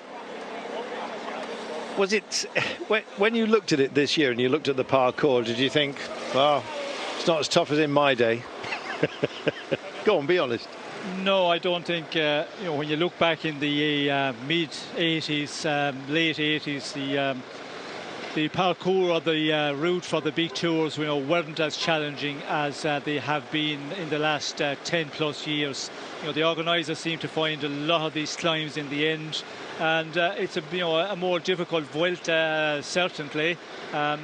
This year's route, when you look at all the mountaintop finishes we've had in this one, they are more difficult, and yeah, it's a case for all the races, all the organisers, the 3-week races, but the week-long race as well. They seem to be putting in more of these hilltop finishes, 2 or 3 kilometres at the end of a lot of stages. So that makes it more difficult for the GC riders, because you have to be more present in those stages in the end, and that stress, through a week-long race or through a 3-week race, it makes it more difficult on the GC men.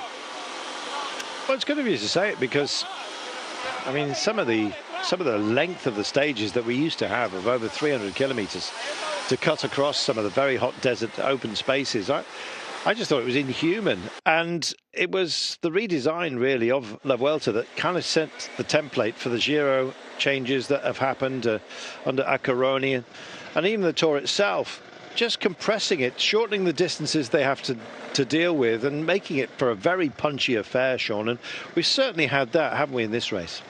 Yes, well, I think the shortening of distance, especially in the Vuelta for a long number of years now, it's made the race more aggressive in the earlier part, and yeah, it is good for TV. When you talk about Carlton, the big tours, back in the mid-80s, there were some of the stages close to 300 kilometres, but of course you rode along for maybe 120 or 30 kilometres at a pace like we're doing here today. So it served, it served no purpose for the race at all. It was fatigue, of course, building up over the 3 weeks, but the shorter stages are the best way to go. I think so.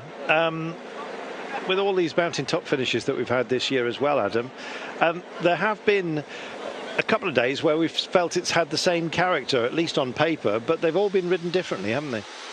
They will all be ridden differently now as well. I think the gradients obviously are very important. That changes the way that people attack them, ride them. But it's just, I think racing's changed a lot recently in the last couple of years. The younger riders coming through, the level that they're at now.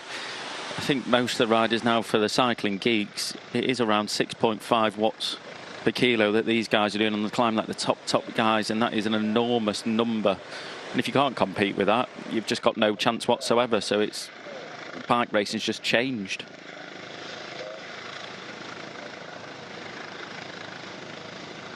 Just over 66 kilometres to go. A short while, Sean Kelly is going to take himself off, and well, he'll be having a little bit of tapas as it's early evening. He'll be saving himself for later.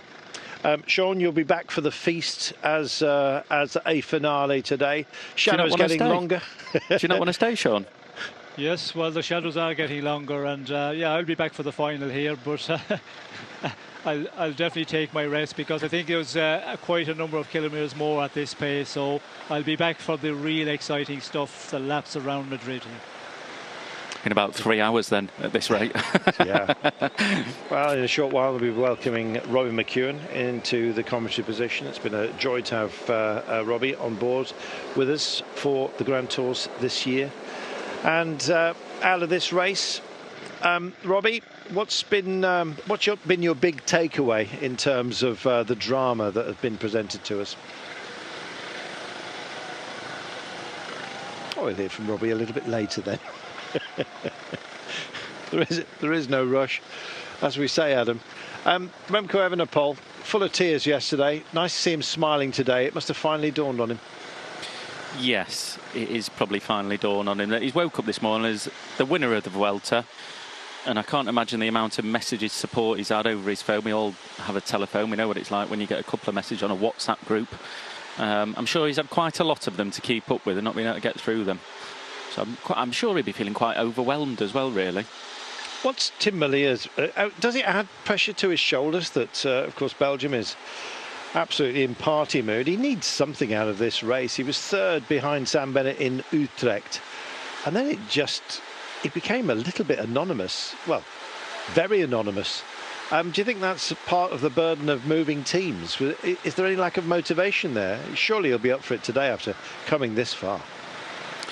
Yeah, I think he'll definitely be going for today. He's not had the best Vuelta, and it's the only Grand Tour that he's gone into and not won a stage yet. So I'm sure that he'll be hungry for it today. And with these paces, short stage, it will suit him a little bit more, I think.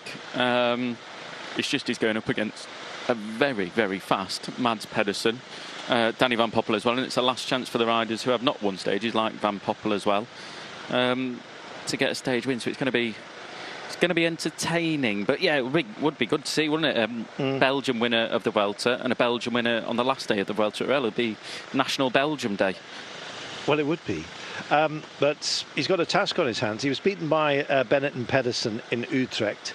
He was beaten by Benetton, Pedersen, Maclay, Coquard, Leinard in Breda, and he was beaten by Groves and Van Poppel in Cabo de Gata. He was beaten by Pedersen, Ackermann, Van Poppel, Wright, Pasha, Battistella, Bellens, Russo. I could go on.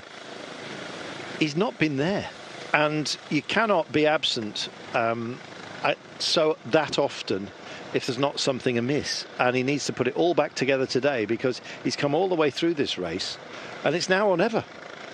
It is now or never, Carlton. He got through this race as well today, looking for next year as well. Let's not forget he's going to Quick Step next year. He'll be alongside Remco himself. So it's going to be... It is now or never for him, yeah, but this is the big picture for him as well, moving on into next year with a good race in his legs and getting stronger, hopefully. I think this is a stepping stone for Merlier. He's finishing this Grand Tour and then looking into the future. So he's got through this, give him a bit more confidence maybe in going into the next Grand Tours, because I can't imagine Patrick Lefevre will be happy with him just doing 6 stages and then dropping out.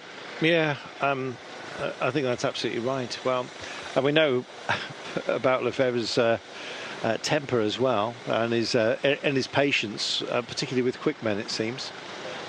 So we'll see. Alejandro Valverde retiring today. We saw him, of course, sharing felicitations, as it was, with Vincenzo Nibali. I'm going to miss Valverde. And Vincenzo, of course.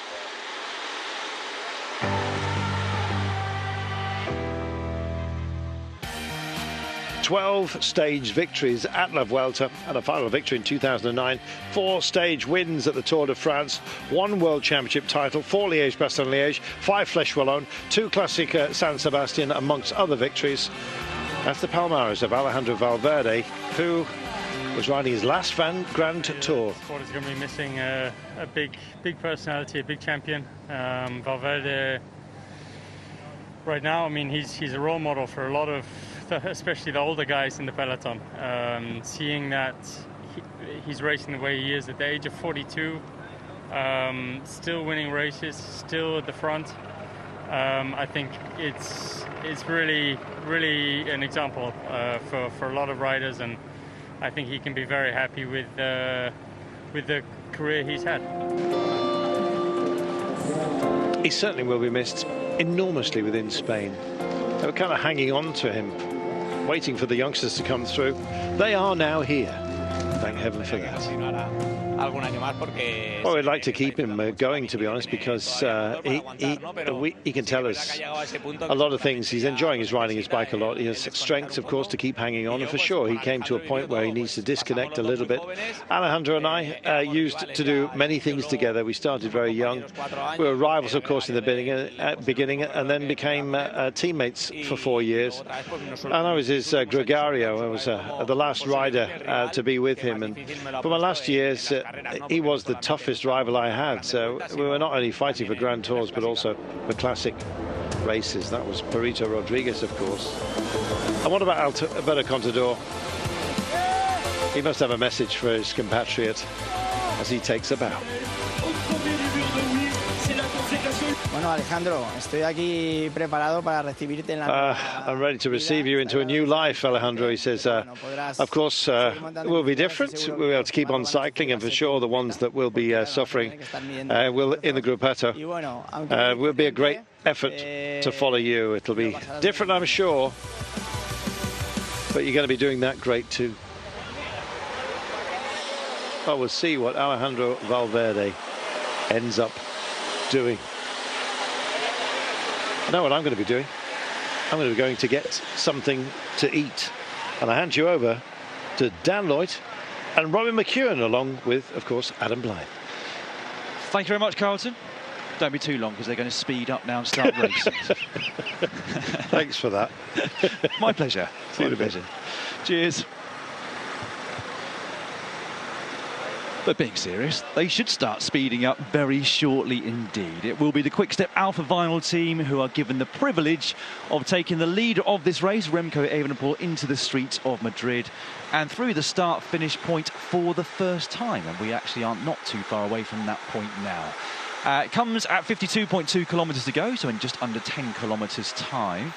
And there is actually a sprint with a bonus point there at 46.4 kilometres to go. So the second passage of the finish line, Adam. There's a 1 second gap between Carlos Rodriguez and Thymen Arensman. That'll be an interesting sprint, watching those two duke it out. If they do decide to go for it, be nice to see Rodriguez have a go after what he's been through. Big crash a couple of days ago, but yeah, I'd love to see that sprint from GC riders, not sprinters, to the line. It's always entertaining. Well, we've been speculating about what entertainment we might have had today, because Rowan Dennis, as Adam was mentioning earlier, was off the front briefly on his own, and he was just the type of character that we thought might think, well, stuff this, I know what the tradition is, but I am going to crack on and see if you can catch me. There was also a moment, Robbie, where Adam and I spotted that Evenepoel and his teammates were off the back of the main peloton to have their photos, as opposed to the front, like you see at the Tour de France. And Adam was saying, do you think Movistar and Enric Mas are a little bit tempted to go flat out at this point? No, but it's a good joke. I mean, it's the type of day and the type of stage where you would see someone then you know, or the whole team go and then look back laughing their heads off. It'd be good if they just went past that point of a joke, though, wouldn't it? And they just did it for like 5k, just 5k, and then turn around and went, wee. Yeah, and then the guys who panic and chase them, there they start laughing. No, you didn't really have us. We're joking too. Yeah, exactly. But not really. But I hope Dan's right with the call that they're going to speed up soon, because somewhat selfishly, I'd like them to speed up because it's already 2:45 in the morning here. I was about to ask you how the jet lag's going. The sooner the better. Well, you know, even by my standards that I've set over the last 3 weeks, this is a late one. Unfortunately, they're always quite slow with the podium ceremonies at the Welter as well, Robbie. So yeah, I can't wait for that. It won't be long till you can have your breakfast. I'm saving my best stuff for exactly that, for over breakfast. I hope the audience doesn't mind a bit of crunching of cornflakes as the jerseys are being presented. I'm already falling asleep. Here we go. Well, you can be quite content in the knowledge that all of us over here in Europe, we're getting over to your time zone very shortly indeed, because this time next week, the 8 days of the UCI Road World Championships will kick off with the elite men's and women's time trials on day 1. Day 8 is the men's elite road race. Day 7 is the elite women's road race, and all the other age categories in both the time trial and road race discipline, plus the mixed relay, will take place between those 2 Sundays. Yep, so strap yourselves in, folks, because for the UK, there's a 9-hour time difference. Which is actually not too bad. You can actually watch it over breakfast. Yeah, you can catch the end of it. If you want to catch the start and the middle, it will be through the middle of the night if you're in the UK or the rest of Europe. But yes, we hope that you will join us if you are able. For our coverage, which will be live from start to finish of all the major races in Australia next week, starting on Sunday. We will have the breakaway for the women's and men's road races on the final Saturday and Sunday, but just a post-race show due to the time difference, as opposed to the pre-race show as well. Oh, come on, Dan. I actually can't make it anyway. I can't make it anyway because my colleague and fellow GCN presenter Tom Last is getting married that weekend. But I will be watching.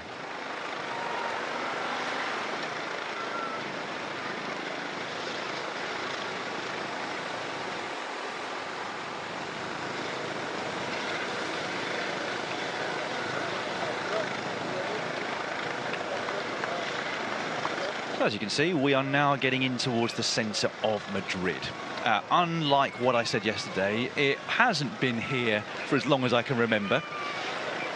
In fact, last year we weren't in Madrid at all. It was Santiago de Compostela with an individual time trial, which was then won by Primož Roglic, who sealed the deal on his 3rd straight Vuelta victory on the general classification. But before that, it had finished in Madrid for a number of years. Just a quick one on that temple we just saw, the Temple of Debod, and that's an ancient Egyptian temple that was dismantled and rebuilt in the centre of Madrid. Interesting little fun fact for those taking a tour of Madrid, either, well, this afternoon where you are, or really, really early in the morning where I am. It's almost evening here. It's evening over in Madrid, but where we are in the UK, it's 10 to 6 local time. Yeah, they have a traditional late finish now, as they do with the Tour de France. It used to finish at around the same time as a normal stage at about 5 p.m, but I guess they've moved it later so that the TV can go a bit later into the evening for the final day of those 2 Grand Tours. I think with the Tour de France it was 2014 or 15, I believe, when they first made it an evening finish as opposed to late afternoon. Not sure when that happened at La Vuelta a España. Given the speed they've been going today, though, even if they'd scheduled it for late afternoon, it probably would have been an evening finish. Feels even slower than a normal procession. I remember coming into this stage a few years ago, and I was telling everyone on the breakaway, well, everyone, the 2 people in the room that I was talking to, Dan and Orla, but it was when Chris Froome was trying to get his hands on the green jersey still. And Alberto Contador, it was his last race, so he came in like a rocket, so he had to ride off the front. And then we carried on riding at a ridiculous speed the whole way through it. It was awful. The one Vuelta I rode to the finish. I went flat out from start to finish on the final day. How come? It was a time trial. Oh. I didn't want to get eliminated on the last day. But in fact, I've told you this one before. I mean, you've heard it, but anyway, I'll say it again because it is a long afternoon when they're going at this speed. That was the year in 2001 that I won the Vuelta by virtue of being the first one to finish it. There you go, exactly, Robbie. Oh, you were Lanterne Rouge, were you? Yes.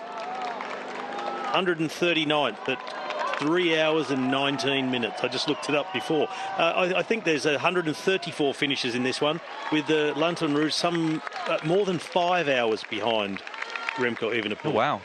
Is that still Davide Cimolai? I'll have to check that one for you. It is Davide Cimolai, 5:31.37, 5.5 hours. That's a complete stage behind. It's not bad going, actually, only one stage behind.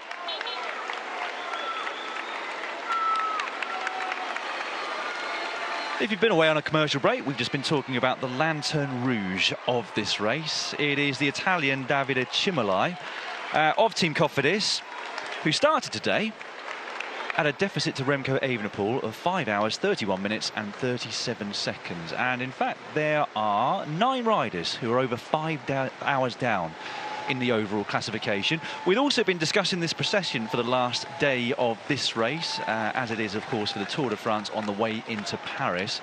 I think I mentioned on the breakaway that next year that might not be the case, but I've got my factor on, as ever. It's 2024 when the finish could look quite different to the Tour de France.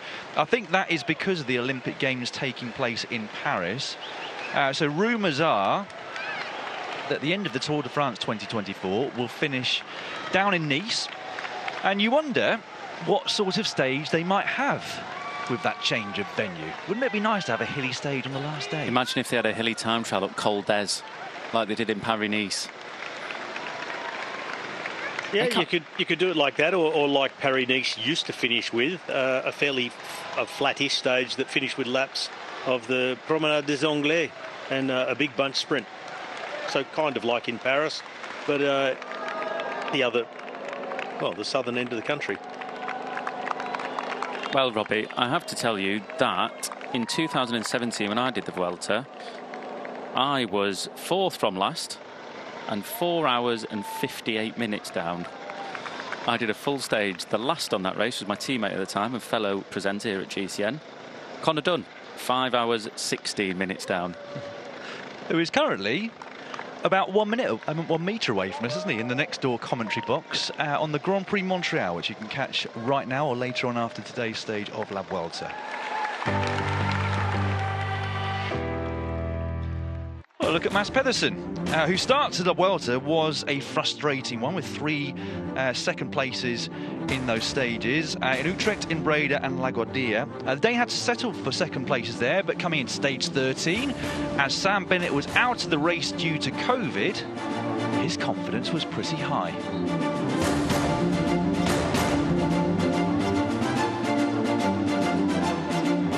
Everyone is sitting together. Like, today it's really important, boys. I know I can win this final. No one is better than me on a final like this. So if you deliver me perfect and you do your job 100%, I promise you will win. And Mads Pedersen kept that promise with winning in Montier with a fine margin, and he could offer some champagne to share around with his teammates.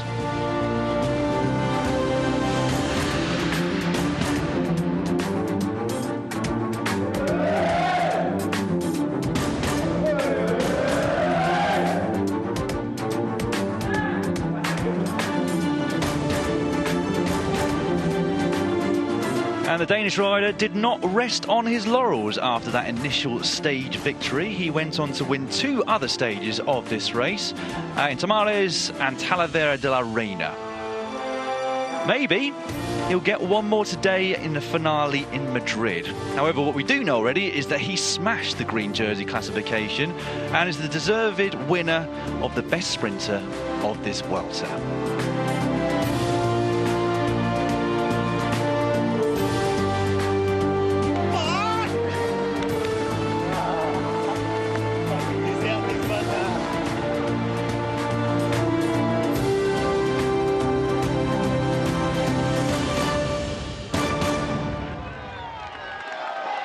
It's been an incredible race and an incredible season for Mads Pedersen. I think today is his 82nd day of racing in 2022, and thus far he's got 9 wins to his name. Could it be a 10th today, Robbie? What do you reckon?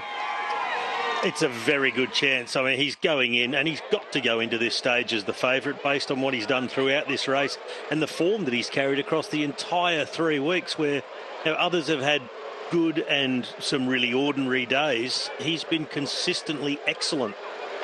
Even though the beginning on those flat stages, he ran second 3 times. Well, he ran second once, one of them behind Primož Roglic on a stiff uphill finish. But yeah, he's been just so good throughout this Vuelta that we often see that the final stage and the final sprint comes down to not always who's the fastest in normal bunch sprints in races throughout the season, but just who's got the most juice left in the legs. And Mads Pedersen has had plenty of it. Green juice. Well, as you can see, we are entering the laps. They'll cross the finish line for the first time with 52.2 kilometres remaining. And Alejandro Valverde is being allowed his moment of glory at the front of the race. Home crowds out in force. This is his 32nd Grand Tour, and it looks as if he's on the verge of finishing his 27th. It's been a very long career. We might not have seen the best of him at this race, but this is not the last race of his career. It's just the final Grand Tour. He will carry on trying to pick up as many points as possible in the UCI rankings for Team Movistar, and his final race as a professional rider will be at Il Lombardia in a few weeks' time in Italy. He's got a heck of a gap as well. If he keeps going here, he might be for the stage win. Well, GC's not over yet. Exactly. Come on, Alejandro, give us what we want. Keep going, attack. Well, that's got to be a goosebumps moment for him.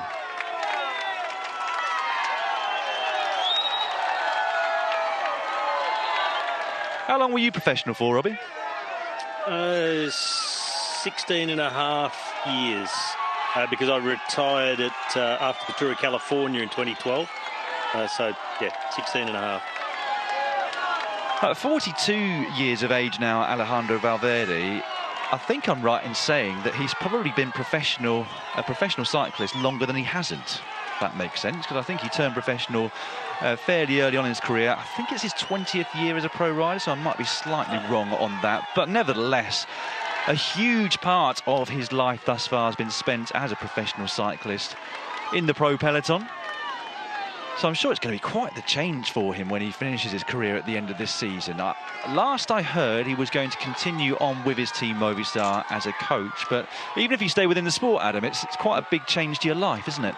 It will be, and you can often, I think for Valverde, if he's on there as a coach, being at the races, absolutely brilliant, because you get to live and breathe it. But when you're at home, that time for him, I think, will be concentrated on coaching riders, looking after riders. So all of a sudden, all that time that you think you've got, it suddenly disappears out the window. But I'm sure he will take quite a bit of time off and relax, enjoy the family. And he'll probably still go out on his bike and smash everyone as well still.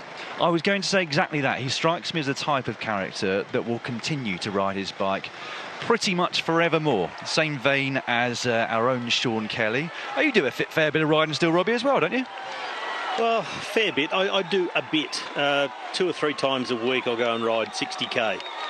So 120 to 180 a week normally. Sometimes it's only 100 a week, but enough to just keep the legs going in circles.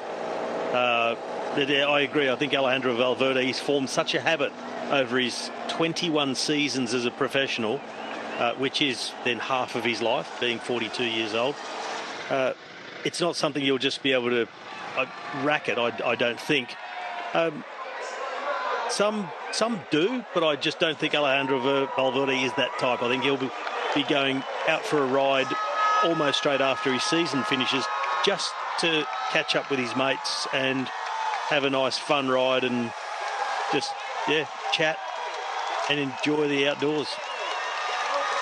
Well, he's not hanging about, is he? We haven't got an official time gap on our screen between Alejandro Valverde and the main bunch behind as things stand. But that main bunch is being led across the line there by Quick-Step Alpha Vinyl. On behalf of Remco Evenepoel, as is their right on this processional final stage. Up to this point, of course, we will get a proper race very shortly indeed. He seems to have knocked it off slightly here behind Alejandro Valverde, on front, shall I say.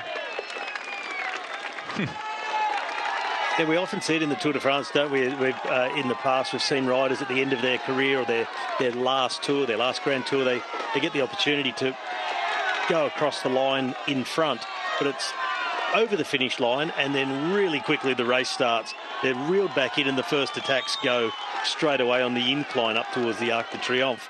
It looks like Alejandro Valverde's being permitted to ride the entire lap as a celebration before anybody dares to go out and make a race of it. I think Vincenzo Nibali should have attacked and pipped him to the post as he came across the line. Here we go then, celebrations for Alejandro Valverde. This, of course, is not a stage victory, but a celebration of his own career as a pro cyclist.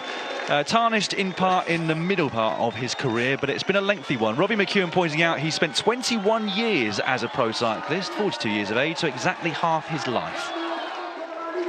Dan, I suppose Alejandro could get the photo taken right now and do it a bit like your chess career, yes. And just, you know, claim this as a victory. Your chess career. Oh, brilliant.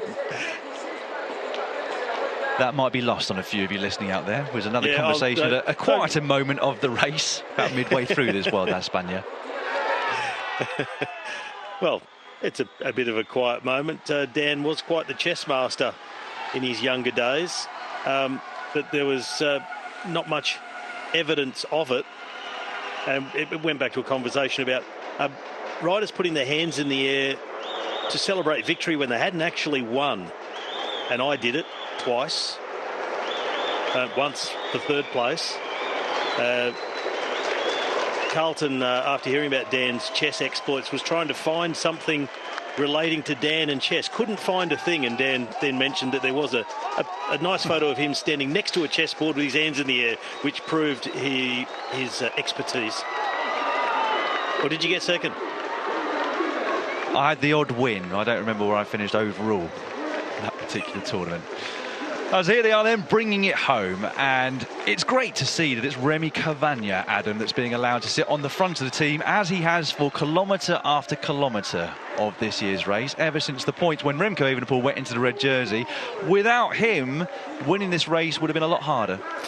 Yes, it would. We saw COVID, and I'm sure within that team they're probably looking, saying if there's one rider we don't want to get COVID here, apart from Remco, it's Remy Cavagna, because no one else in that team, I don't think, could do what he did. Amazing.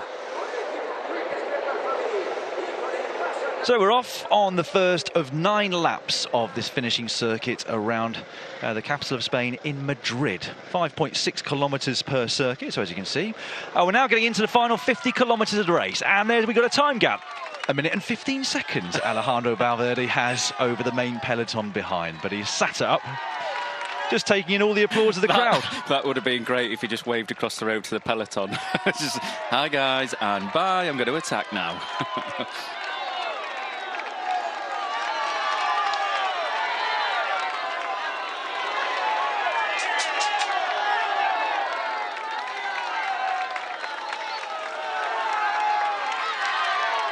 Just a bit of a legend, isn't he? Right, when will the first proper attack come then? I think back to a few years ago on the final stage of the Giro d'Italia.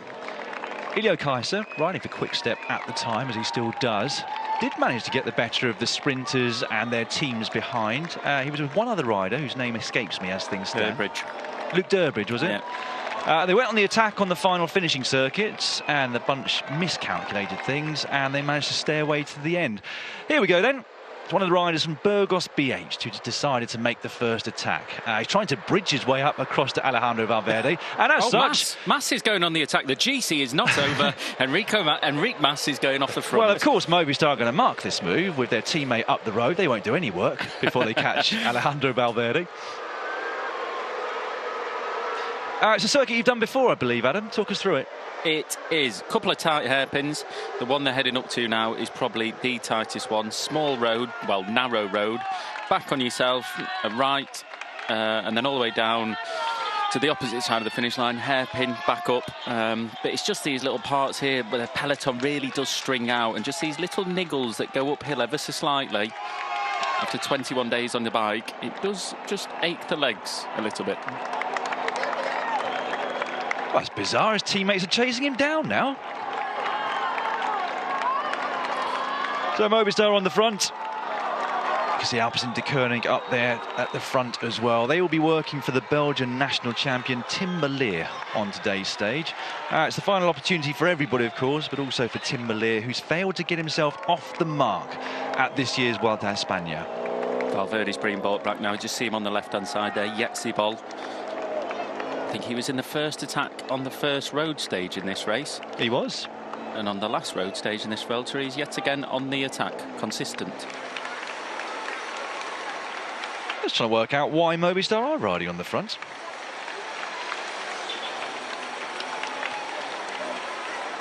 It's not as though they have a sprinter amongst their ranks here. Enric Mas, of course, finishing this race in second place on the general classification, 2 minutes and 5 seconds down. But I think him and his team can be very proud of what they've achieved over the last 3 weeks of La Vuelta. Certainly coming into it, and based on what we'd seen this year, we weren't expecting it. Well, we've had a couple of riders attempting to go clear, but Movistar seem absolutely determined that not a single rider is going to get in the breakaway today.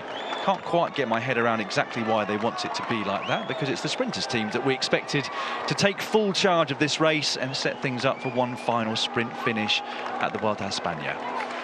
These riders here are not going to be enjoying this. They came out that hairpin, we saw them stopping before they went in. The sprint now that they've got to make to get back on it is just awful. You can't see the front, you don't know when it's going to stop, but you just pray. It's like, what is going on here? What's happening? Yeah, as slow and ceremonial as this has been, it is completely the opposite now. Now that they've wound things up. And I just saw Chris Harper there, the Australian from Jumbo-Visma, riding at the back.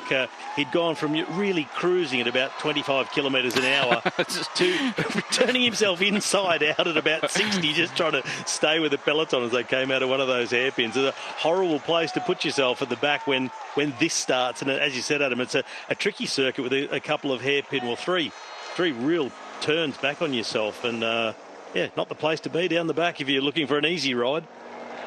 A shock to the system, I think you could say it is, when you've been cruising along at about 20 kilometres per hour, as they were for the first, what seemed like 5 hours of today's stage, but I think it was only a couple from when they started to when they started racing properly. So one of the riders off the front then, from Equipa Kern Pharma, who lost 3 of their riders in a single day midway through this race due to COVID positive tests. All the other 5 have managed to get through to the finish here in Madrid. Most hobbled teams really have been Intermarché, Wanty Gobert and Lotto Soudal, who finished with just 3 riders apiece. So as we were saying earlier in our commentary, lonely old times on the team buses and at dinner in the hotels for those 2 teams at this race. We are not far away from the sprint point. We'll come through this lap, we'll do one more lap, and then it'll be down to that bonus seconds point. Will Rodriguez go for it? Will Arensman try and sprint for it as well? Well, I think Arensman will be wary.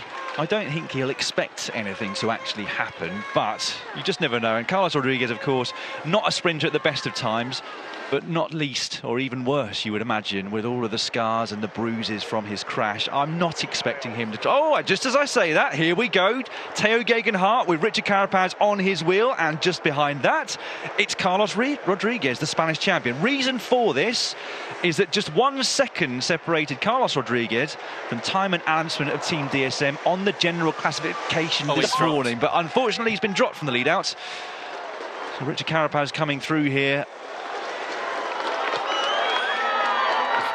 Here we go. He's done it so tough. Carlos Rodriguez Mass is going to for do it as well. his best to try and take the remaining bonus seconds. I almost feel like Enric Mas was trying to help his compatriot towards the line there. DSM coming up towards the front with a couple of their riders, and it looks like it's going to be disappointment for Carlos Rodriguez. 5th across the line, so he didn't pick up a bonus second. So he will remain in 7th place on GC unless he manages to win the sprint or come 2nd or 3rd at the finish. Well, I like the fact that he tried. That was great. Yes. As battered and bruised as he is, and then, you know, just really struggling through the last part of this welter after his crash, I can really appreciate the effort that he made to try and get it. Mas, on the other hand, I'm not quite sure why he would have. No, I don't. But do you know what's funny about that is that just at the back of that little group that split was Remco still, just making sure he's not actually going anywhere. I'm still here. I'm still here. Well, we've got our first proper attack. This is Julius Johansson of Intermarché Wanty-Gobert, and behind him, Rory, the Australian champion Luke Platt. We've not seen too much of him at this race, but we can presume he's been doing a lot of early work for Carlos Rodriguez. He has. He's been doing a lot of early work, keeping him out of the wind all day long as well.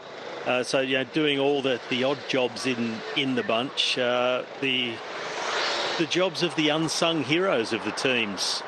They don't often get in the picture. We don't get to commentate much on what they're doing because it tends to happen sort of within the peloton and when the camera is not pointed at them. But Luke Platt, a lot like you mentioned Luke Durbridge just before when he went away on the last day of the Giro with Ilio Kerr. So he's a man who could pull this sort of thing off. He's a really good time trialist. He's been the Australian champion and he's the Australian road champion. It's unlikely, but if they do let them go and give them a gap, they'll take a lot of pulling back. Yeah, he's got the engine, as we like to say in the world of cycling. But wise to it are the sprinters teams, and we can already see them amassing towards the front. Alpecin-Deceuninck are leading the peloton right now, but Trek Segafredo are there as well. You can bet that Bora Hansgrohe want to get involved, but potentially a little bit later on to try and lead out their remaining sprint in this race, Danny van Poppel. Of course, 2-stage wins for them on days 2 and 3, but there's confirmation of the order in which they crossed the line there. So Enric Mas taking the maximum points and the 3 bonus seconds on the line. You figured out why it is, Robbie? Yes, because he vaulted now from 5th in the green jersey competition to 3rd. He was on 1:18. He was 15 points behind Marc Soler and Remco Evenepoel, and he leapfrogged over the both of them. Oh, crash. Oh, no. Oh, gross. Craddock. Is it? Oh, no, Craddock, yeah. Yeah. And is that Mas just in front of him as well from Movistar? It is just at the back of that group, is it? Don't think so. Looked a bit too large in stature to be Enric Mas, but there's nothing worse than crashing on the final day of a Grand Tour. Just when you want to get home and recover, you don't want to be recovering from a crash, you want to be recovering from the efforts over the course of the 3 weeks. But a normal touch of wheels there, and it's pretty tight around this circuit, Adam, isn't it? Yeah, this point in particular, this is the tightest part of it, just up and down one road, as you can see. But the speed that they come into this road and slight downhill, a very, very fast right-hand corner, it drags up, so the peloton will slow down at the front, and the guys that will carry that speed, as we saw, they just run into the back of riders if you're not paying attention, which this will be a little bit of a wake-up for them. They've been so relaxed at the start, coming into this part of the race where it's hotting up. It's sort of that switch-on moment. Come on, switch on, and that's a very good example of it. And the director will be saying, there has been a crash in the peloton, guys. Just keep your eyes open, stay safe in there. We don't want any crashes. So Plapp and Johansson with a slender advantage off the front of the main peloton. And Johansson there behind looks like he's taken a few tips from Taco van der Hoorn when it comes to aerodynamics on the bike. He looks sleek, Robbie. He does. I mean, low slung, narrow handlebars. And going back to, there was another Dutchman who started with that phenomenon of tipping the. He designed his own handlebars and tipped the brake levers. Oh, I know who you mean. Yeah.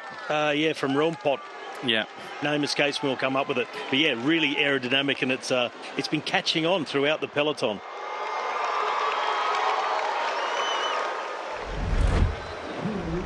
Tim, I think at the end of a Vuelta, no one has fresh legs or feeling fresh anymore, but how fresh would you say you're feeling? Not really fresh. I think that's normal. But yes, a big opportunity to win a stage at the Vuelta, so let's go for it. Now it's already a Belgian national party maybe today with Remco. You're obviously in the Belgian colours. That would be something if you would fulfill the trilogy as well, winning in all stages, all Grand Tours. What was the goal when I come to the Vuelta to make it, but for the moment, yeah, it didn't happen. So gonna try again today. How happy are you? How special is this for Belgium, for Belgian cycling, that you have a Grand Tour winner, first time since 44 years? Yeah, for Belgium it's really special. For me, I was in another race, I think. I didn't see him a lot. He was riding in front and was riding in the back, so yeah. But yeah, I'm very happy for Remco. Success now. Tim Merlier there. Yeah, big day for the nation of Belgium. And wouldn't it be fitting to see the Belgian national champion crown out a successful 3 weeks for that nation with a stage win on the 21st and final day of the race? So in the background, you can see the main peloton not too far behind our two leaders. Quick-Step Alpha Vine on the right-hand side of our picture. And there is Remco Evenepoel in the leader's red jersey. His dad used to be a professional rider as well, Patrick Evenepoel, who actually rode the Vuelta a España back in 1993. That year, he finished second from last. So there's hope for our kids yet, Adam. Yeah, well, my youngest is 3, so they've got a lot of time to start improving in much more ways than I was. So, yeah, they still do have hope. There is a story about Remco and his father there as well, that they were sat round his pool at their house and they were joking. Remco was saying, imagine if I finish first and you finish last in the Vuelta. How funny would that be? Yeah, he wasn't quite last. He finished second from last on that particular Vuelta a España. But yeah, I think his son's slightly more gifted on the bike than his father Patrick. But how incredibly proud is he going to be feeling right now? And granted that his dad was more of a sprinter type as well, so not so handy in the mountains. A little bit like Wim van Sevenant and his son Mauri, completely different riders. Mauri riding for Quick-Step Alpha Vinyl as a pure climber pretty much, whereas Wim van Sevenant, key lieutenant for many years for Robbie McEwen in riding on the flatter roads, bringing the breakaways back, in the same vein as Tim de Klerk in many respects. But yeah, Evenepoel's father Patrick, his only win came in the Grand Prix Wallonie, which brings me nicely on to what we've got coming up for you on Eurosport, Discovery Plus and GCN Plus over the next week, because it is not calming down after the Vuelta a España finishes in a few moments' time. I've already mentioned the World Championships in Australia starting a week today, but ahead of that, we've got the tours of Luxembourg and Slovakia from Tuesday through to Saturday. Wednesday's a very busy day, because along with the men's and the women's Grand Prix Wallonie, we've also got another race down in Italy, the Giro della Toscana. There's a second Italian one-day race just 24 hours later on Thursday. We've also got the Primus Classic and the Championships of Flanders one-day races in Belgium. I think they are on Thursday and Friday of this week. So it doesn't calm down at all. And actually, cyclocross is on its way as well. We've got the first 2 rounds of the US Cyclocross Series on Saturday and Sunday evening if you're in Europe, or during the day, obviously, if you're over in the US. And the first round of the Exact Cyclocross Series, which used to be known as the ETS, this coming Sunday. So if you can watch all of those live from start to finish, I'll give you a medal. Back to this race though, and these two riders who have animated proceedings so far still only hold on to that slender advantage. 38 kilometres of the Vuelta a España and stage 21 remaining. It's Bike Exchange, Alpecin de Koning and Trek Segafredo who are controlling things at the front. How much of a final sprint day in a Grand Tour, Robbie, comes down to freshness of legs and mind versus how good you are on paper? I think it's determination as much as what you've got left in the legs. Everybody is tired, of course, but there are some who get through a Grand Tour better than others. A guy like Mads Pedersen, he's looked as fresh through the final week as he did in the end of the first week. And there's others that are on their hands and knees, and then it always depends on what's happened to you through the race, how badly you've struggled with things like injury and illness. And I know actually Caden Groves has really struggled through the last few days. After he crashed on his shoulder, he's having a lot of trouble with his ribs and his shoulder. But he said he's going to give it a go at 100%, and he hopes the adrenaline takes over within the last few kilometres, and for those few minutes needed that he won't feel it anymore. But there's plenty of riders like that in the peloton as well. Well, the reason he struggled through those last few days with those injuries, Adam, is for a chance today. It's exactly that, and one of the easiest days, but also the hardest mentally when you want to just switch off, and especially with a start like that, you can easily switch off. But that win that he got will have given him a lot of confidence, even if he has got the injuries with his ribs, etc. He will still be very motivated for today, and I can only imagine he stayed in the race for this long just for this stage to give it a good go at it. So just under 37 kilometres remaining. We've got these 9 circuits of 5.6 kilometres around Madrid. It has been used a lot, of course, over the years as the finale of the Vuelta a España. Just to remind you, unlike what I said yesterday, it didn't finish in Madrid this time last year. But the previous 6 editions all did finish in Madrid. The last of those was in 2020, where the final stage was day 18, because the race was cut by a few stages due to the situation with COVID. The winner there was Pascal Ackermann, then riding for Bora Hansgrohe, but here today with UAE Team Emirates, as we see one of the Euskaltel Euskadi riders trying to bridge across to the front of the race.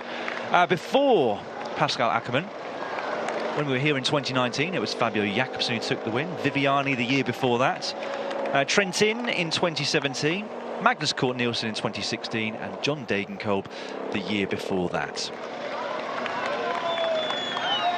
Well, it does look to be Bike Exchange have come to the front with Luke Durbridge setting the pace, so Groves must be feeling good.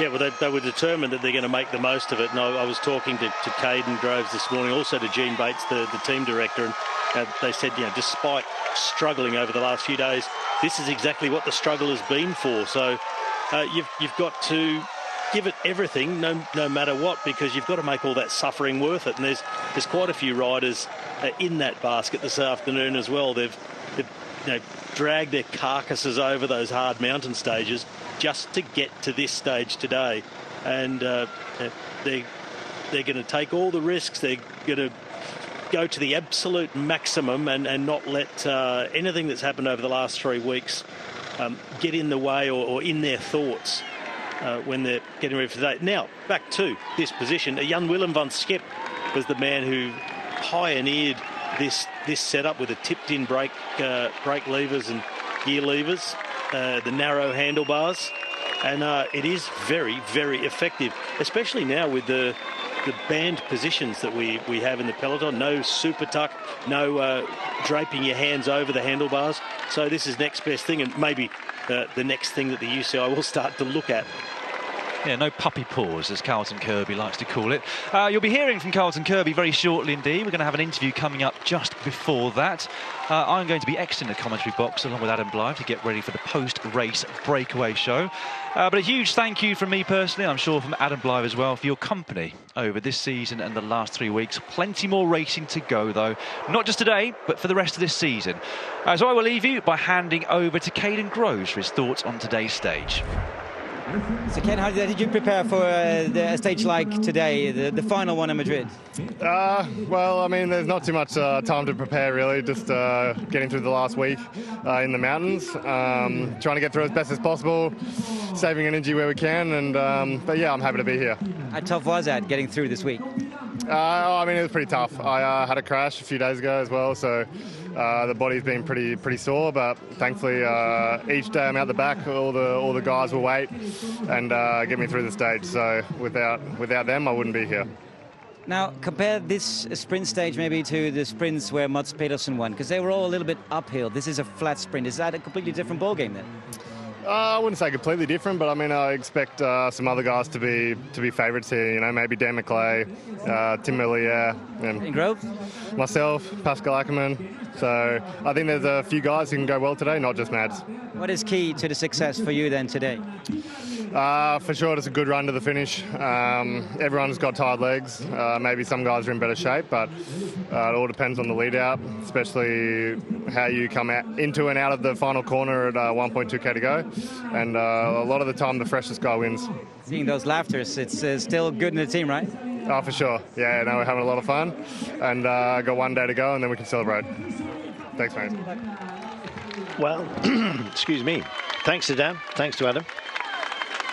Robbie, I remember stage 11 when Groves came through. You had a bit of a lump in your throat, mate. I did have a lump in my throat and almost holes in the ceiling above it. Well, I would have if I could reach it in any case. I was punching the air. I was so pleased for him. He's had a lot of close calls this season, a lot of podium places. He's had a couple of good wins too. Tour of Catalunya amongst others. But this, his first big one, his first Grand Tour stage victory. And he was struggling a little bit, well, struggling a lot actually, with his positioning in the first few days when we're on the flat roads in the Netherlands. But he finally got it right, and what a job the team did for him on that day on stage 11 into Cabo Delgado. And an incredible sprint too. He got a little bit swamped from behind but found a way out, and then when he turned on the afterburners, from that point on when he found some clear air, he never looked like getting rolled, and it was magnificent to watch. I know you're quite closely tied in with Caden, and you must have imparted some advice, but what would you tell him on a day like today? I guess when you finally let sprinters or anyone that's in your charge that you're mentoring in a certain way, there comes a point where you just have to say, do what you know. Yeah, well, I'll tell you exactly what I've said to him. Well, not exactly. I won't give away all the tactics, but there's some stuff about positioning, the technical part of this circuit. But really, the most important thing I feel that I spoke about with Caden this morning is I said, everybody's exhausted. I know you're hurting. I know the shoulder's sore, the ribs are sore. It's been a real struggle. But you've struggled and suffered so badly to get to today. So make all that punishment worth it. It's one more chance. Your race has been excellent in any case because you've won a stage. See if you can finish it off the best way possible. Just give it 100%, and that nobody can ask more, and you can't ask more of yourself. Exactly. Just pour into it exactly what you've got. Sean, we have a modest margin of 12 seconds. This is going to end in a sprint. They've dialed in, of course, the course. But it does change ever so slightly. Well, significantly, I think is a better word. The way you take it, and every single one of these hairpins on the last lap will have a very different complexion to the way they're being taken right now. Well, yeah, there will be more of a fight, of course, of the hairpins, because there'll be people diving up the inside trying to win a couple of places. So it is going to get more hectic as we get closer to the finish. And what you have to do for the moment is you just sit there in that top 25 places and just stay there and keep a teammate around you or two teammates around you for safety, because there you have the confidence more in them teammates, and just get the laps to go by here and get into the final, and then you're hoping that your teammates can deliver you right into the position you need to be, and that is just drop me off at that 200 metres, 150 metres, whatever you like to be dropped off at, and just open up your sprint, and that's all you can do, and you're hoping you're going to be the strongest.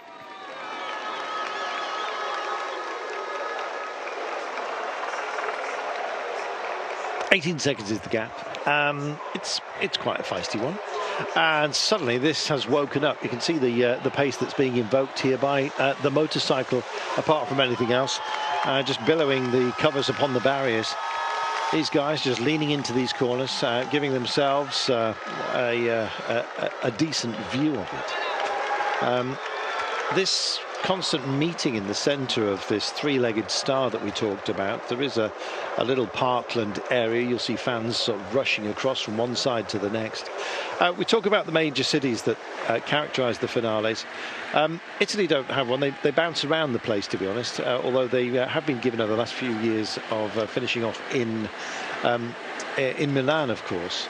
But here in Madrid, and it's the same for the Champs-Élysées in Paris, it's very much got a traditional feel to it. But it doesn't matter how many times you take it on. Every single peloton is different, and it seems as well that our approach to the finale, even if it is going to end in a sprint, can have a different complexion to it. What we don't want to see is any real of these compression crashes that we've seen in the past, Sean, and it can upset the apple cart at any point, including the last turn, of course, which comes just before the Flamme Rouge. Yes, well, there's always a risk when you're on a circuit at the finish, the corner you have to do and the tight ones as well. At any point there can be a crash, or either just, corrects his line and the rider beside him maybe touches his wheel and down they go, and that can cause a real panic. And for the GC men, if they are caught up in a crash at this point, well, then there's a big panic. But if it's into the final sprint, of course, as a sprinter, if you go down the very final, well, then it's pretty much game over for you, and you're hoping that you don't get any major damage. But when you're here as a sprinter or as a lead out man for the sprinter, you're not thinking about the crashes, you're thinking about just getting to that place where you need to drop your man and leave him have a go for the stage honours here today. It does. Sean, you often talk about the taste for the race, and it's overwhelming by the sounds of things. You disregard almost your own safety or your own fragility, let's put it that way, and just have to go all in. Yes, well, you have to just focus on what's the job is to be done, where you want to be, your teammates, you just give them the guidance as well, and just get on with it. And if you start thinking about the danger, then you're a loser. Simple as. Robbie, you've just got to invest. Simple as. Words from the wise. I mean, it is exactly right. You couldn't put it any more bluntly nor succinctly. You think about it too much. You think about the dangers. You are the loser. Well said, Sean. We've still got 5 laps to pull in the break, but a pretty strong duo here with Plapp and Johansson. I'm liking what they're doing.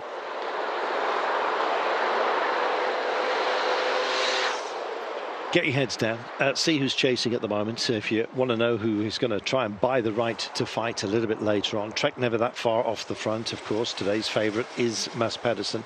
Not quite so sure it may well work out all the way for him, although the unwind really comes at about 1.2 kilometres to go. So if you've got a decent lead-out train, and of course Mads Pedersen has, Alex Kirsch is the man who's going to be dropping him off at the very last. He did lose, of course, Ulla during the race, but then again, so many have also lost lead-out men along the way. Kellen O'Brien, of course, missing for Caden Groves, we remind you. But there are other teams here, because it is the very end of a 3-week race, 3-week tour. You have to factor in fatigue, probably more than you would on the sort of dialed-in sprints that we had at the top of this race that, of course, Sam Bennett took so effectively. Danny van Poppel, his lead-out man par excellence, not really his terrain today. He would have preferred something a bit more lumpy.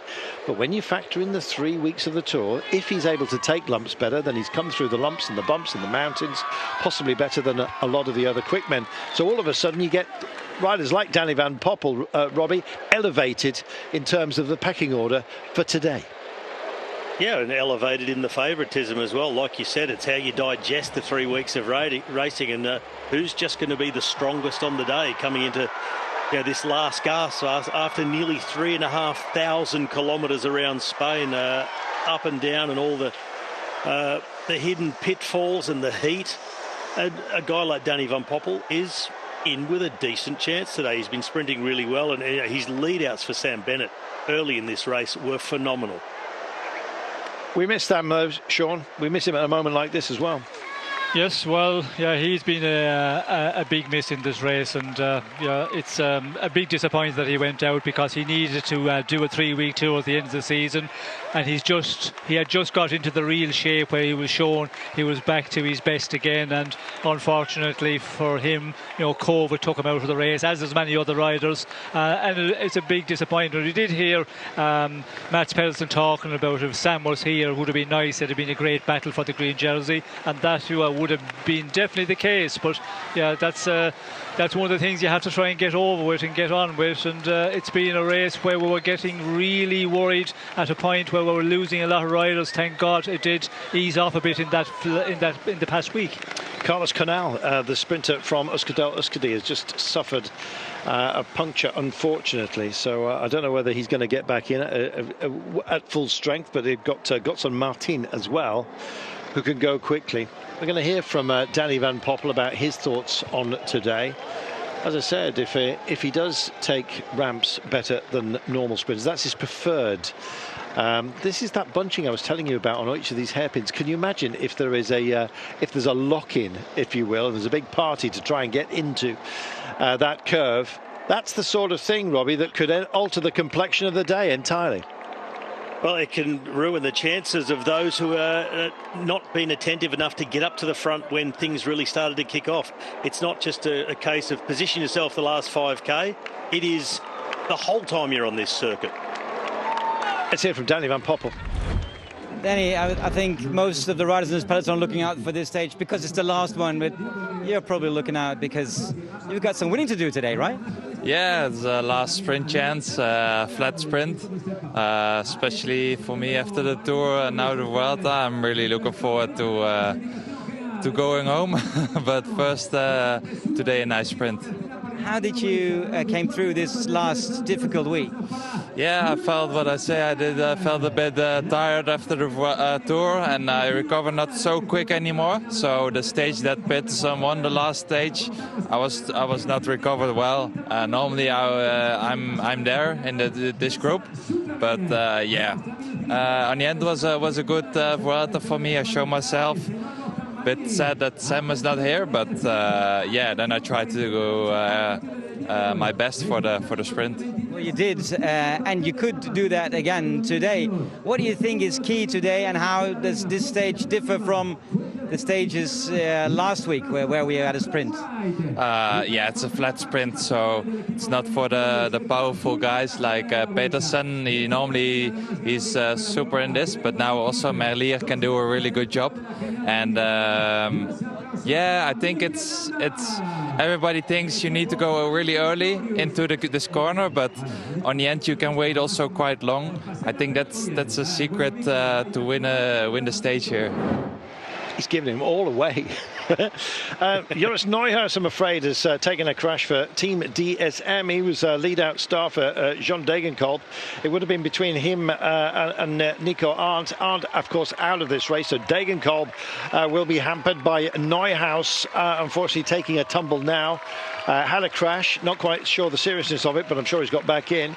Caden Groves crashed a little bit earlier on. He's back on and back in and looks okay. And Carlos Canal with a puncture. Sean, good fortune has to remain right till the very last, doesn't it? Well, you do not want any hiccups, mechanical problems or having a crash, because the effort you have to make there to get back in at this point in the race, it's all going to count. And the energy levels you have got, it's going to be an important one in this one. We heard from Van Poppel there talking, Van Poppel is a one who can really, filter through in the peloton, and he's a one that prepared to take risk as well. We see him with Dan McLay when Caden Groves won that stage, and he came through in the very dying moments, and got the best place he's had in this Vuelta. So he's a one can do well in this sprint as well. I know he gets over the lumpy stuff a bit better, but he did say there's more sprinters in the mix today. So for Peterson, it might not be as easy as it was in some of the other days where they got rid of the sprinters. And you look down through, Ackerman is there, Merlier, of course, Dan McLay, he could be up there as well today, and there's quite a few Groves as well as the one we talked about. So there's a good mix for the win here today, and it's going to be an exceptional big fight for the final corner. And men around you, then that's what you need. You do not want to be on the front or in the first, second position. That is the wrong place to be. You need to be back a bit, but of course not too far off either. 4 laps to go. That was the counting down, I believe, anyway.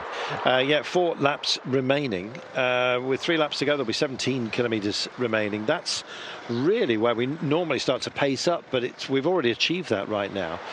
Not least courtesy of a man that they must be quite worried about. No disrespect to Luke Plapp, but to my mind, it's Julius Johannesson who is the big threat. He's a great time trialist. He can make a great nuisance of himself as well. And today, he's doing exactly that. Took the Olympia Tour a couple of years ago, still only 22 years of age. He has no fear. He's off up the road in the good company of Luke Plapp. Let's see how they roll. 2 hours of racing, it says. I guess they started rolling that clock when they actually decided to engage. We only have 21.5 kilometres remaining, 20 seconds. It's a tenuous gap. I often wonder as well, when you have this clear a view of those who are up the road, because on the switchbacks, of course, you look straight into their faces, whether you can actually misjudge on occasion, Sean, that the distance that these guys have, or indeed their capabilities, because they look perhaps closer than they are, because you keep seeing them constantly heading back down the other side of the road. Yes, well, that can be a mistake, but I think the big problem is when you get 2 riders like we have here in front, 2 big, powerful riders, time trialists in their own right, and if they get working well together, well, then they can be a difficult one to pull back. And we can see 21 seconds, the way the peloton is going, they are putting a big fight, considering only 2 men out there, but still it's proving a bit more difficult for the peloton to close them down. This is a constant process of reassembly, Robbie, because with all of these hairpins that we have to take, and we know how focused they are, it's only 2 lanes for goodness sake, you will get yourself out of position constantly, and you have to get your team back together, nail it back together if you're going to, well, nail the victory. It's a real criterium-style circuit around here in the centre of Madrid, and with those hairpin corners you can use so much energy. If you get yourself a little bit out of position, you come to a standstill in the hairpin, you're almost to full sprint just to hold the wheel. So the key is staying at the front and keeping teammates close, and those who got themselves organised early, took control at the front. Once you get there, it's a lot easier to stay there rather than trying to make your way up there from a long way back in the peloton. When you see how tight that is, when they round the hairpins. Yeah, but the disadvantage the 2 in front have is they're always seen by the peloton. They are crossing each other. There they go on the other side of the street. And the riders on the front of the peloton who are doing the chasing, they can also get a really good gauge as they come to a standstill already. 10th wheels almost at a standstill. They can get a really good gauge of how well those 2 riders are going. They can see the body language. They can see how they're on the bike, if they're still looking powerful or starting to fade. And it makes it really easy for them to get markers every lap. Like, OK, last lap, we crossed each other here, then over there. We know we're holding them. You don't even need the time board anymore, and you can just gauge your effort by just looking at them. That is a real worry, that corner. The best way through it is to drift over. These guys had the gift of that, to drift over to the right-hand side to take the left-hand hairpin.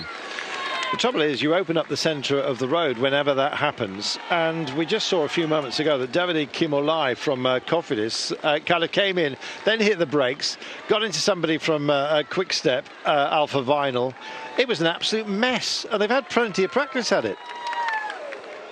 19.1 kilometres from home, 17 seconds is the gap. 2 up the road, Luke Plapp and Julius Johannesson, 2 very, very strong riders. Looks like an Olympic flame.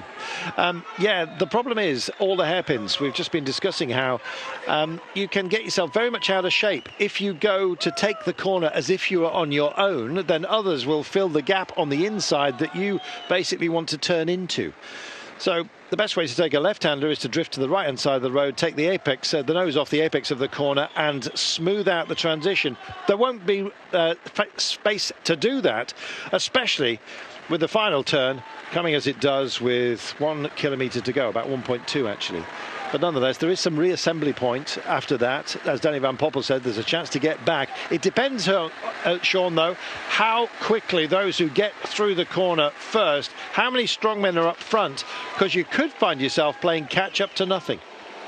Well, it will depend on the chasing group, and we can see that is Trek Segafredo are taking up the main part of the pulling here. And if you have 2 riders or 3 riders from the team that are riding on the front, well then they can negotiate the corners the way they like and get the line into the corners, and the riders that are waiting here, they're not going to start flying up to get into the front at the moment, but that gets more complicated as you go on, of course, and riders are a little further back, they're going to try that.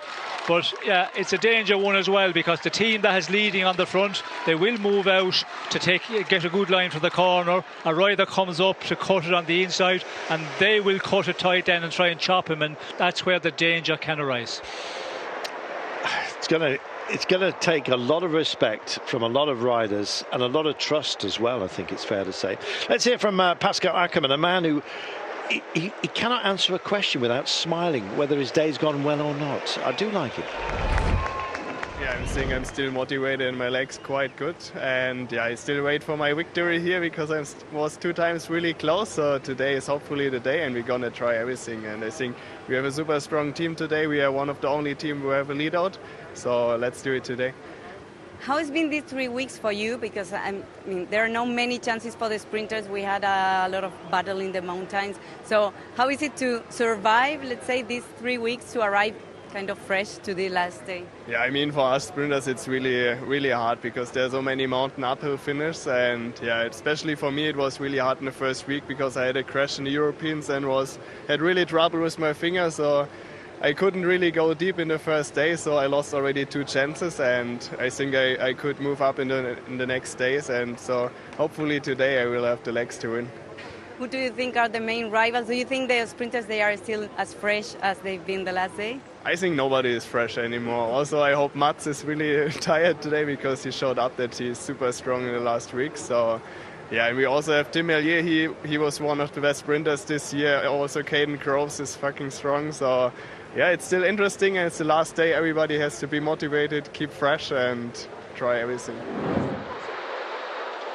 Well, he says it all with a smile.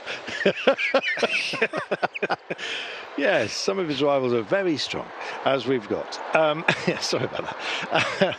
Yeah, do you see what? Yeah, exactly. Do you see what I mean about Pascal Ackermann? Yeah, I broke my finger, and there are other people here who have been better than me, but it's still with a smile. I love him for that, Robbie. Yeah, I do. He's very interviewable. He's so likeable, Pascal Ackermann. Such a nice guy. You could forgive him as a guy who has come to this welter and not yet won a stage, to look a bit stressed, to be a little bit prickly to interview coming into the very last chance to rescue his personal welter with a victory on this stage. But no, he's just smiling and happy, and I've got to admit, I would like to see him come out of this welter with a stage victory.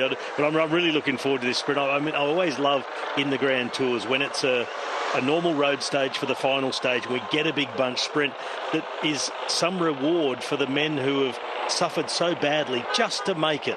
They've really had to just buckle themselves to be in contention on the last day, and it's a nice reward. Of course, only one gets it, but it's always a beautiful sprint to watch on the last day of a Grand Tour. Sean, stage 13 up to Montilla when Pedersen came by Ackermann, who was brave enough to go on the attack early, turned himself into what we now regard as a bit of a ramp specialist, Pascal Ackermann. Coquard came through. Coquard no longer part of this race, of course, but second on that day. Ackermann, just personally speaking, I called him in that day and just said how kind it would be, how nice it would be to see him win. He's such a lovely bloke. Is he too much of a nice guy, Sean? No, I don't think in the final he'll be no nice about him. He will be just very aggressive. And come on, Pascal. What a difference between Ackermann and Tim Merlier in the interview. And Ackermann is always smiling and always happy. But when the chips are down here, everybody is going to be aggressive, and nobody will give you an inch into the corner. And if you try and as we talked about, just come bulldozing up at the inside, they will not back off and from cutting you off, so there's always the danger there. And Ackermann, he did maybe take a little bit of a flyer a bit too early in the sprints, and that tells that maybe his confidence wasn't good enough in a straight out sprint against Mats Pedersen. But who could match Pedersen in the sprints we've seen here. He was just unbeatable, but today is more of a level playing pitch. Agreed entirely. These guys have still got 22 seconds. When do we worry about it, Robbie? Now. I would say now, exactly. I would say probably about 5 minutes ago was the moment to start worrying about them. It's gone up and down. It's been down to 16, 17, back out to 22. But it seems to be always these hairpin corners, the technical aspect of this circuit that's really been their friend for the two out the front. And we said when they went away, these are two guys who you don't want to mess with and give them too much, because they will take a lot of pulling back. Luke Plapp is a real time trial specialist and also a track specialist. And as we said, Johansson, a winner of the Olympias Tour. This is this type of racing, Olympias Tour, so it really suits his style as well. It's been a long time since we've had a steal with the great Ilio Kaiser, one of my favourite riders of all time, great 6-day man as well. Coming through. It's that kind of 6-day mentality, isn't it? Just keep on going, batter yourself for goodness sake, because you're going to have to come out and do it all over again. And they all have been leaning on Trek Segafredo, but now we see a change here. There's other teams we can see. Alpecin has come to the front. Boyka Exchange are also getting involved. They know that it's getting dangerous now, so the other teams are preparing the sprint for their sprinter. Well, let's go through them, shall we? Caden Groves for Bike Exchange in the multi-blue. We've got Tim Malia in that dark royal blue, you might say, with Vermeersch to lead him out. Rob Stallard will also be doing some work. That's a great lead-out train, too. He's got a great chance as Tim Malia, who will be, of course, sporting the tricolour of Belgium. Pascal Ackermann, Mr. Smiles, he'll be out trying to stop these guys, with Molano being his last man standing. Ivo Oliveira will also help with the drive. Dan McClay in the Dayglow yellow of Arkea Samsic. Last chance for him with Clément Rousseau as his lead-out man. They've been swapping duties, but this is a McClay day. Carlos Canalo had a puncture. He's got Gotson Martin from Euskadel Euskadi to lead him in. Canal, you never know. Canal boat is slow. He is fast. Francisco Galvin from Equipo Kern Farmer. Watch that in the petrol blue. Ezekera or Yetzebol? No. Mads Pedersen in the green, yes. Alex Kirch will be leading him in. We've got Caden Groves, we mentioned. John Degenkolb, why not? Neuhaus has had a crash. Is he hampered? Well, possibly, but he's back where he needs to be. Darrell Impey, never discount, great deal of experience. Pat Bevan will be trying to help out there. Cedric Bullen for Lotto Sudal. We have Julius Johannesson, who is a sprinter. He's up the road. I marked him up earlier on. There's nobody else quick left within Intermarché Wanty. He's got nobody. He has to help himself. And at the moment, he is in the good company of Luke Plapp up the road. So if it all comes back together, they are done for, but they've got a margin of 24 seconds. And if it is a sprint, it should be Julius Johansson. Plapp will know that. Ben Turner of Ineos Grenadiers, Plapp's teammate. They won't be resting on their laurels. They'll be going all in for Ben. You can be sure about that. Danny Van Poppel, we mentioned, with Ryan Mullen, setting a decent pace for him. That's a very good pairing, and you never know on a day like this, because Van Poppel will have come through the mountains better than most of the quick men. Julius van den Berg for Education Easy Post. Leinhardt, Liney or Kenton Pacher will be Liney. Maybe Miles Scottson will be doing the magic for Leinhardt for Groupama Francigia. Fred Wright, of course, the eternal flame that burns of hope for him. Will it be finally burning brightly today? We shall wait and see. It's a tall order for Fred Wright, who's done brilliant work yet again within this race. Mike Turnerson for Jumbo-Visma, bringing cheer to them. There you go. That's your lot. And they are very accomplished, but they're also very tired. And this is very technical. So therefore, Sean, we don't know how this is going to pan out. Yes, well, 2 laps to go, and the names you've mentioned, Carlton, there's not going to be room for all of them in the front of the peloton. Well, they're there now, Robbie. We're at the front, and as Sean said, there's not room for that many. I think you might have gone through the entire peloton just now, because why not? It's the last chance. Yeah. And there's so many that haven't won a stage yet, so why not get amongst the sprint? But I tell you what, that while you were just consulting your list there, what made me giggle was Luke Plapp. He was in the wheel of Johansson. As Johansson was doing a big turn, and Plapp turned to the camera, gave the peace sign, and a bit of a smile, tongue out, like, I am just having a whole lot of fun out here in my first Grand Tour. Good lad. It was brilliant. Love that. He was very, very kind as well, Luke Platt, when interviewed at the top of the day, in his praise and feting of the winner of this great race, Remco Evenepoel. And it was really nice to see just youngsters acknowledging youngsters and the greatness therein. And we've got so many in this new wave. And here we go. Wave goodbye to tranquility. It's Arkeas Zamsic just coming up and helping out as well, buying their right to fight with 10 kilometers to go. Don't forget, when we cross the line next time by, we will only have one remaining. That will be at 5.8 kilometers from home. So 18 seconds. It's holding at the moment. When do they kick on? Those who are chasing, I'm talking about, they're going to get a kick in the pants if they don't start it soon. They've been kicking on for about the last 10k, but they're just not really reeling them in. 19 seconds it remains. Yes, Sean, what are they going to do? Well, I think they're all pretty much, really pushing here on the front of the peloton. The teams we've seen there, we can see, Trek Segafredo again coming to the front there. Cataldo just keeping the pace high, and you can see 18, 21. So they're not closing it down as they would like to, and this can be a problem then when they do get back. For the sprint, the lead out, there could be some of the men used before that, so it could get very difficult and very scrappy as we run to the line. Trek here trying to guide Mads Pedersen, as you see. Danny Van Poppel's Bora Hansgrohe boys in the petrol blue also there. And look at this, they look like they're on a tandem momentarily there, even sharing pedal stroke for pedal stroke. Similar gearing and similar ambition for these two. 17 seconds. I'm just wondering, have they kept anything left in the tank, Sean, for a final kick, this pair? Well, I think they're giving it pretty much their all, and it depends on now how much more they can give. If they can continue on the same as they've been doing the last number of kilometres, well, they could really put it up to them. But will the team start panicking? Because I think they're holding off with men. They're probably saying, well, let's wait and see. We do not want to use this guy because we want him for the final run in. And maybe their team's in that situation, but then the panic button will be pushed and they'll all have to really push on the front. But this is a problem one with the corners, to get a team organised and get a number of riders together. It's so difficult with these technical corners. Coming to a virtual standstill, almost a literal standstill for some.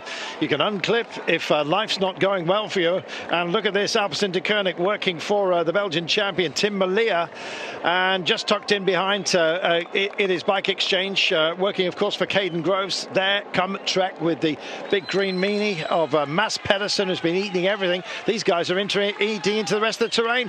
They are able to thread the needle constantly, Robbie McEwen, better than the pack. Yeah, still holding that 17, 18 seconds. And with these hairpin corners, it's so much to the advantage of these two riders. They go through, they accelerate hard out of it. We're in the peloton. They're not able to use their power in numbers for very long, because then there's another corner. They're full on the brakes.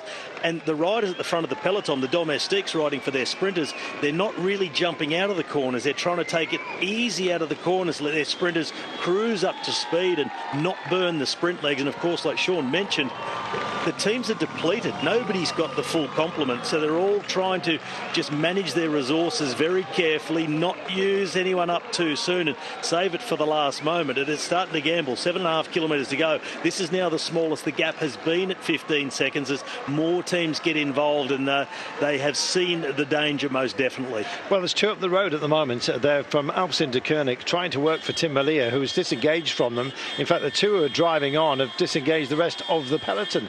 These guys, the two from Alpecin de Koning I'm talking about, they just rolled off gently and had to be called back, essentially. Malia tucked in about wheel 15 at the moment, away from his teammates. Bad positioning has been his problem, quite frankly, during this race, and it may well be so again today. 6.7 kilometres from home, 14 seconds is the gap. We talk about breakaways, we talk about them just holding enough back to then fully invest. 6.6 kilometres to go. They're about to take the bell. bell. That's the final hairpin. There's debris all over the place, as you can see. The security people are trying to strip it out. Here goes the camera bike. He'll lean through as best he can. What about these guys? Remember this corner. This amount of riders won't be wanting to fit through that little eye of the needle late on. You can be absolutely certain. So will it string out? Yes, it will. What cost will that have for the sprinters? Anybody's guess. 14 seconds we're holding, Sean. Yes, well, it is holding, but it is coming down a bit, as we can see. 13 seconds now, so it's dropped off a number of seconds here, and yeah, the teams are, really just winding it up now as we go inside the 6 kilometres to go. Unless these two guys can really pull some of the bag and put a big effort in this final number of kilometres, the peloton should be the strongest, as we can see. Different jerseys coming to the front, but the problem is, there's riders wanting to hold off here, and that could be the death of not catching them.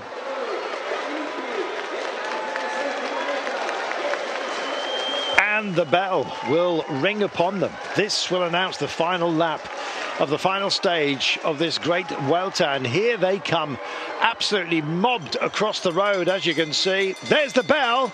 It's time to go. Maybe issue a knockout blow. Let's see if Julius Johansson and Luke Plapp can hold on. How long are they waiting? We cut to a fountain shot here. All very nice, but we want to see this visual as to how close they are. And there's the bell which announces it. What, around about 10, 11 seconds? Who knows? And they're streaking through. Darrell Impey's boys are doing a fantastic job for Israel Premier Tech. Don't think I mentioned Julius van der Berg from EF Education Easy Post. They've had some great success in this race, courtesy of Rigoberto Urán. But also, of course, they'd like to be involved at the sprint at the pointy end. You never know. 12 seconds, 5.2 to go, Robbie. Well, they've been going hard all through this last lap that they just rode. They've pulled it from around 20 seconds down to 10 now for Luke Plapp and Julius Johansson. But they have put in an absolutely superb job, these two. I mean, the lower jaws now starting to come out from Johansson. He's got the bottom teeth out further than the top teeth. He is suffering, but they have done an incredible job off the front of the peloton, but there's more and more fresh riders coming to the front. Israel Premier Tech with Impey and Paddy Bevan. Yet another hairpin. This is good news for the two off the front, because the peloton's not rolling up on them. They've got to brake, re-accelerate, look after their sprinters. 4.5k to go. It looks unlikely, but do not count out that Plapp and Johansson can stay away. Yep, absolutely. Double turn is going to be taken by them, so they'll be slightly out of sight, if not out of mind, in a few moments' time. That will cut them down to around about the 4 kilometres to go marker. It's a double turn here, a double right-hander that they will take, so they drift to the centre of the road, and as is always the case, they're able to take the apex much nicer than anybody else. These guys are fighting for position to hold on to that and to make sure that they've got something to deliver at the end, rather than just a bag of nerves. 4.1 kilometres from home, there'll be another hairpin. It's Kamikaze Corner, and it's coming up right now. There's too many riders. They're opening up at the centre. This is going to be dramatic. That's that little kink that I was telling you about, that right-hander. The hairpin still to come. A breakaway will be going through it in the breakers. Plapp and Johansson will be going through it in about 200 metres time, and then everyone else has got to fit through the same space, and this is the most focused turn that we're going to have to deal with. For the rest, it's very, very narrow. Here we are, only 2 lanes to play with, big compression going up. My goodness, this is going to hurt, Robbie. And this is about the point they're going to catch them on the approach to that hairpin. It's going to get very, very crowded, and you can see the peloton completely filling that whole lane and all pushing to try and be at the front. It's all about position now. The sprinters trying to save their legs. You get too far back now, it'll string out. You'll have to burn too many matches to get back to the front. Alpecin Koenig on the right, Bike Exchange behind. Up on the left for Fred Wright, green jersey as well. Mads Pedersen right at the front, coming towards that hairpin. Ready for the twisty stuff, Anti-M. Here we come. It's a big, big left-hander, and none bigger, I don't think. There's more hairpins to come, but let's see how they fit through here. And again, that big compression, the 2 sail round. Brave as they are, they're just about to be tagged, and it's Bahrain Victorious that set off in hot pursuit. Fred Wright doesn't mind a bit of rough stuff. Let's see if he's got the right stuff at the end of today. Johansson picks it up again. He's now essentially already sprinting for the line, and all he does is sling loose Luke Plapp into position yet again. They exchange. Luke Plapp gives us a big old grin. Look at that. Fantastic. A man in control of his own destiny, perhaps, but he knows that today is perhaps not his day. 2.7 kilometres to go. Next couple of turns, there'll be a gentle-ish left-hander, a very focused 90-degree turn at 2.2. So they've got to deal with that. And then, of course, we still await the final hairpin, which will open us up just by the Flamme Rouge. Sean, it's complicated.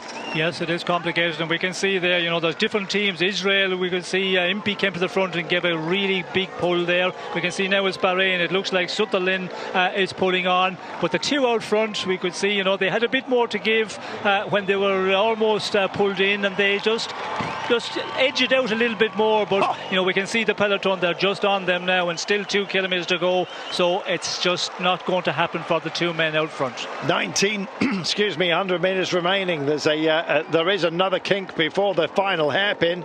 There's also a kink just before we get to the finale, as if there could not be. This is an amazing course. We've loved watching it in the past and really loving it at the moment. Johannesson and Plapp still dangling out there like a carrot, and indeed are they issuing a stick behind. Let's wait and see. It is Bahrain victorious on their case and coming to join the fun. UE Team Emirates, this is for Pascal Ackermann. Where are Trek Sagafredo? No, they won't be that far off the point, I can tell you. Israel are also working very hard. 1400 metres. Flamme Rouge beckons. So does this double. It's a double phase left-hander that they will take to get to the Flamme Rouge. It's any moment now for these guys, and they still cannot be fully wound in. All credit to them. I don't think there's any panic behind, but this is a big moment now, Robbie. Here we go. I am loving the effort by Plapp and Johansson. They just refuse to be caught. The lead-out's coming into full swing. Alpes into Koenig. Ackermann well placed with 2 teammates in front. There's the green jersey of Mads Pedersen. Also Danny van Poppel next to him. Groves also well placed. And Dan McClay moving himself up into the ruckus as well. Kimmelai's also in the frame. So is Fred Wright. They want to be part of proceedings here. Coming up as well is Ben Turner for Ineos Grenadiers. And still Johannesson has his nose in the lead. They're almost blocking the field here. But ultimately, surely the green jersey has to come through. That camera bike is busy saying, hello, mum, we're not interested. Meanwhile, over on the barriers, you can see Dan McClay trying to just bide his time and maybe fully invest. Let's wait and see. Good effort by Ben Turner here to stay where he wants to be. Caden Groves is also tucked in. He's going to have to go solo now because there's no more teammates around him. Anybody's party. Here we go. It's lighted up time. Ben Turner's looking very, very strong, but the green meanie is coming through right now. Ackermann, well, it's time to go, my friend, if you want to be smiling for real reasons at the end of today. And at the centre of the road, and Ackermann responds. This is brilliant by Ackermann. He's still going to lead that man with him, but is he going to shred it right now? Oh, well, let's wait and see. It's going to be on the throw. Oh, my life. Milano. My goodness, it was Milano in front of Ackermann. He just carried on the drive. I'm not sure whether Ackermann was waiting there for a move from Mads Pedersen, but Milano just kept the job going. Brilliant surprise at the end, fabulously so, and a fabulous winner of this race we have as well. You saw the joy unbridled across the face there of our winner, Remco Evenepoel. What a welter, what a finale, what an amazing race this is. How's about that, Robbie? Well, this race has given us surprise after surprise and twists and turns right throughout. And the lead-out man wins the bunch sprint. He started to wander a little bit off his line to the left when he felt the heat coming from Mads Pedersen. And all the congratulations go to this man, Remco Evenepoel, has won his first Grand Tour, the first Belgian Grand Tour victory in 44 years. The question marks were there at the start. Can he hold on for 3 weeks with the form that he's shown in the 1 week races? And we definitely have our answer. Absolutely wonderful. Great race, Sean, and a great winner. Yes, well, what a winner. And, you know, we've talked so much about this man because he's been so prominent in the earlier part of the race. He was, you know, looking so good. And, yeah, he's just held on the same form all the way through. And, yeah, it's been a magnificent tour for him. And, you know, it's something that I think we were questioning, would he be able to hold on the 3 weeks? weeks. I presume himself as well, he was into the unknown, not been in that position ever in his life before, but does the job magnificently. And as we go back to the sprint here, we did see the team of UAE. They did a great job because we had Soler on the front, we had the Portuguese rider Oliveira, and then it was Molano who took it up, and the power he had, and he could see that the green jersey was beside him there, so he kept on sprinting, and Ackermann in the wheel just had not got the legs. Absolutely magnificent. It's a great win for them. It's a fabulous win for Juan Sebastian Molano. They have been exchanging duties. We mentioned that. But it was circumstance that drew out this response. They drove it in absolutely exceptionally. That was Ivo Oliveira, the Portuguese, with the drive to tee this up.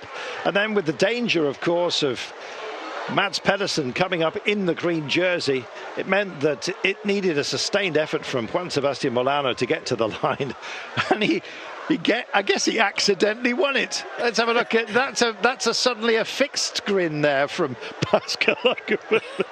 No, I don't think it's accidentally. I think when you're in a position like that and you're leading out the sprint and you're just looking under your elbows, under your arms, and you see you have the green jersey there, but you also know Ackermann is there, and you just go full onto the line, and it's up to your sprinter to come by you. But if you're the strongest, well, then it's victory for you.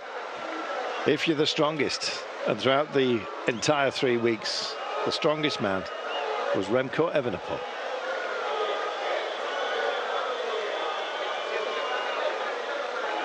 Well, I believe that's his fiancée. Yes, it is. Hope so.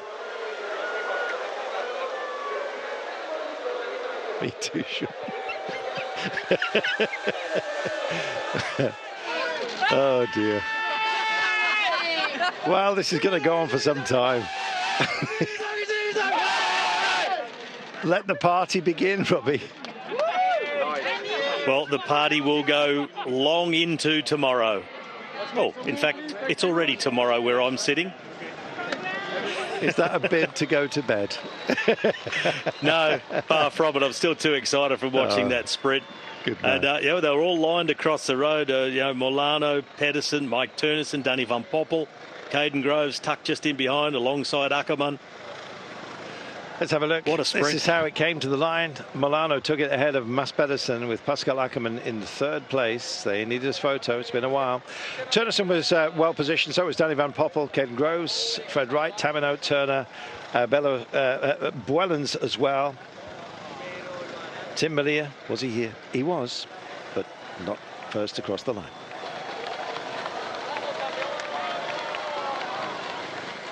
Oh, Robbie, your thoughts on what's been an amazing day, because I'm certain we're going to have to let you go early.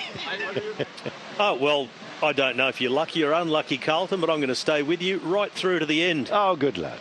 That's good enough. That's good enough but for me.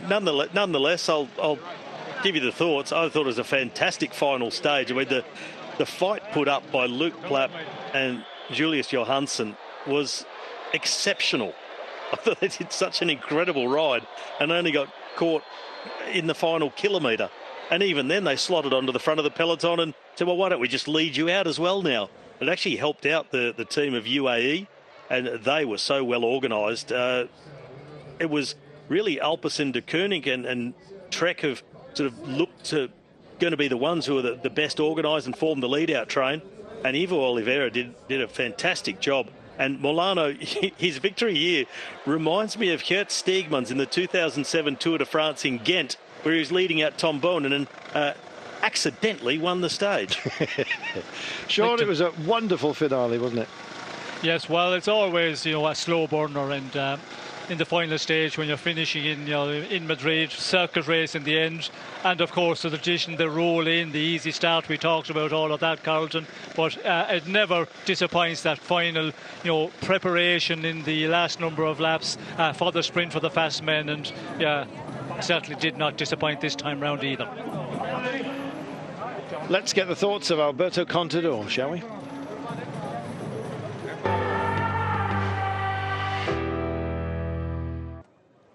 Estamos justo aquí delante de Remco. Well, we are here celebrando con sus just in front of this mob compañeros de equipo, in the centre of which is Remco Evenepoel.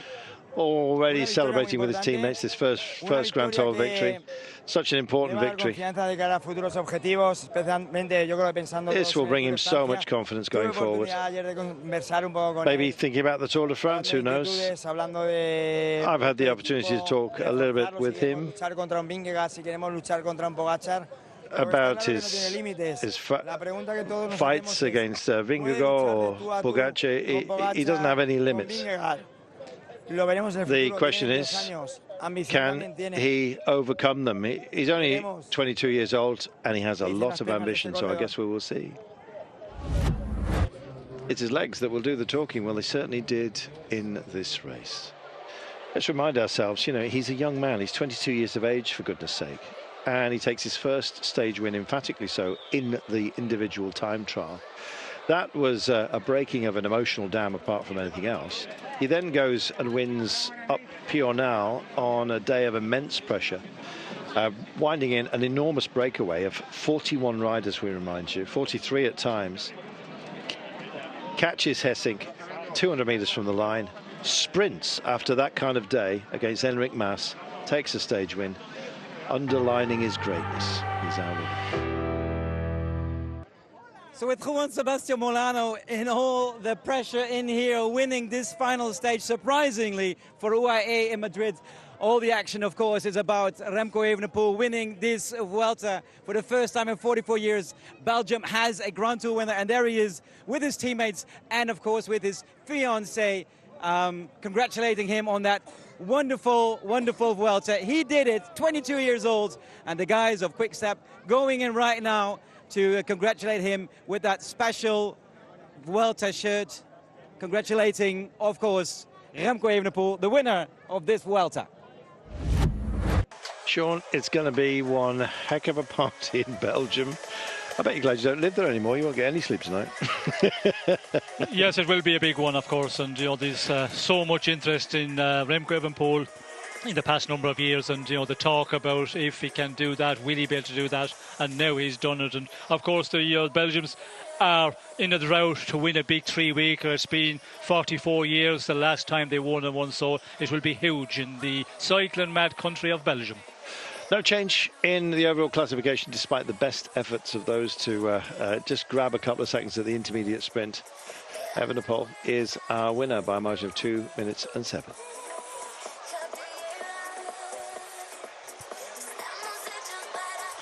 Well, I don't know who the lady in the concrete chariot is, but she's witnessed a great finish here today, Sean. That was a beauty.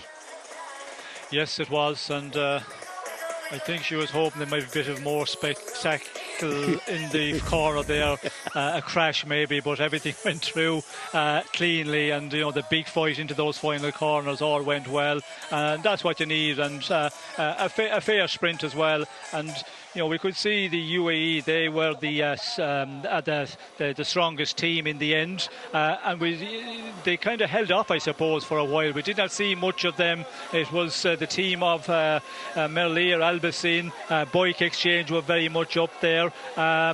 And you know, they were the teams that invested to try and pull back the two very strong men. And yeah, when you have the team like they had in the end there from UAE, well then, you know, that is so important, especially on this run into the finish here in Madrid.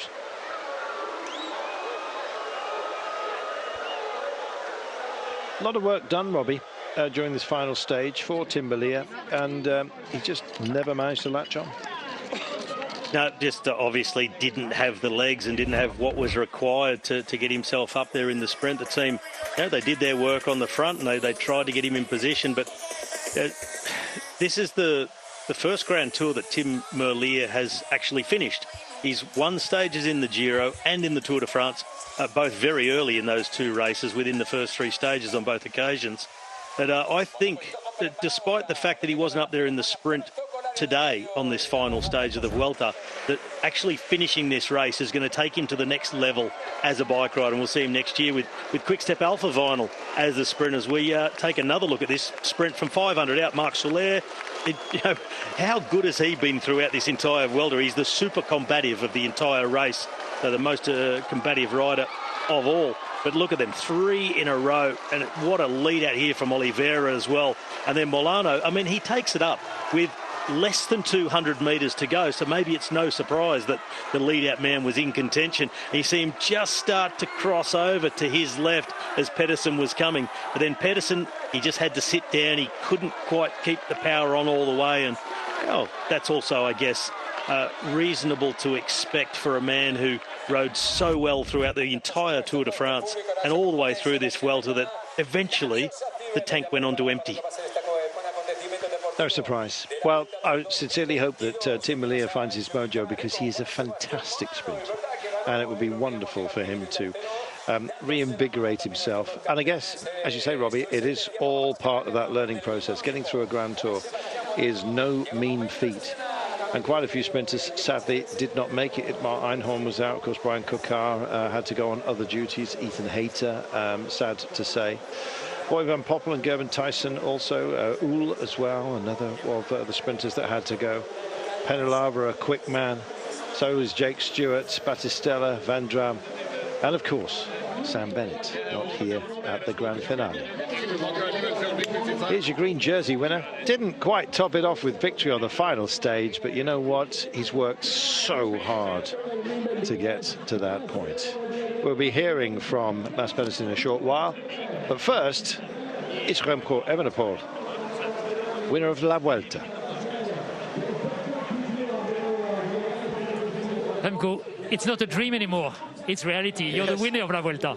Yes, now it really sinks in. You know, it's really official now. And already yesterday the emotions were quite high, because you could feel that we were actually there. But you still have to finish the race here safe and on a in a good way. And I think we did perfect. We enjoyed as much as possible, and now we can really enjoy. What did you think in the streets of Madrid? It's something you have watched on TV at the Grand Tours.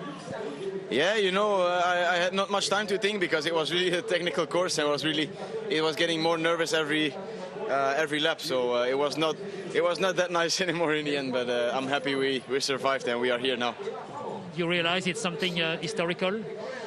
Yeah, for sure. It's history for the team, for my country, for myself. I think we can be really proud of what we did the last 3 weeks.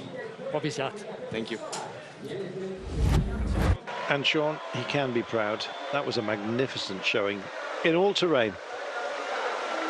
Yes, it was. And of course, to win a 3-week tour, you have to be performant over all terrain, and you have to be present every day over the 3 weeks. And he was certainly that. And yeah, it's been a major one for himself, the team, and Belgium. And it's something that I think will just ask the question: where does he go from here?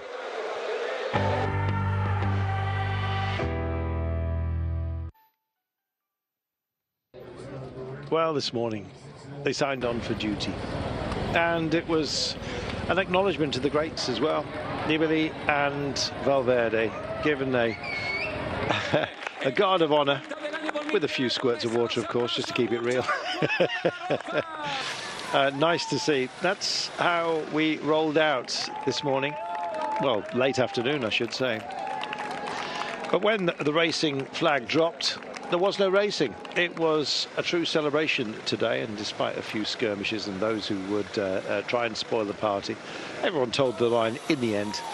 And these photographs off the back of the peloton had no cost to them.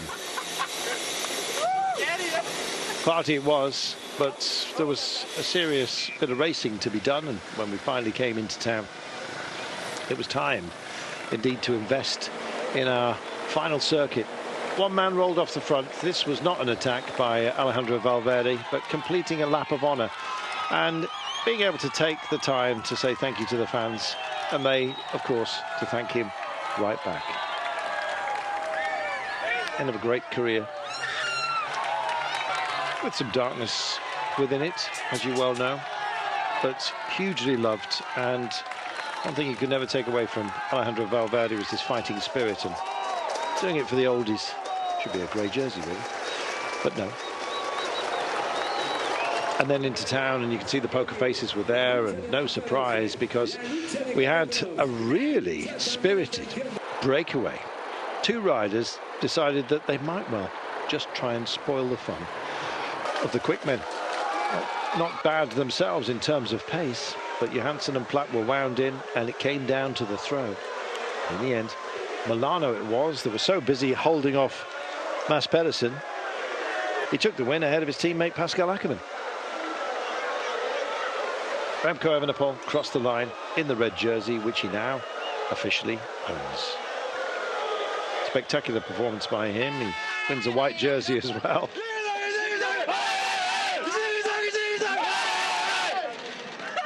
And after the zigzaggers, he'll calm himself down. Actually, probably not until he's had a big party, but you get the idea. Let's speak to today's stage winner.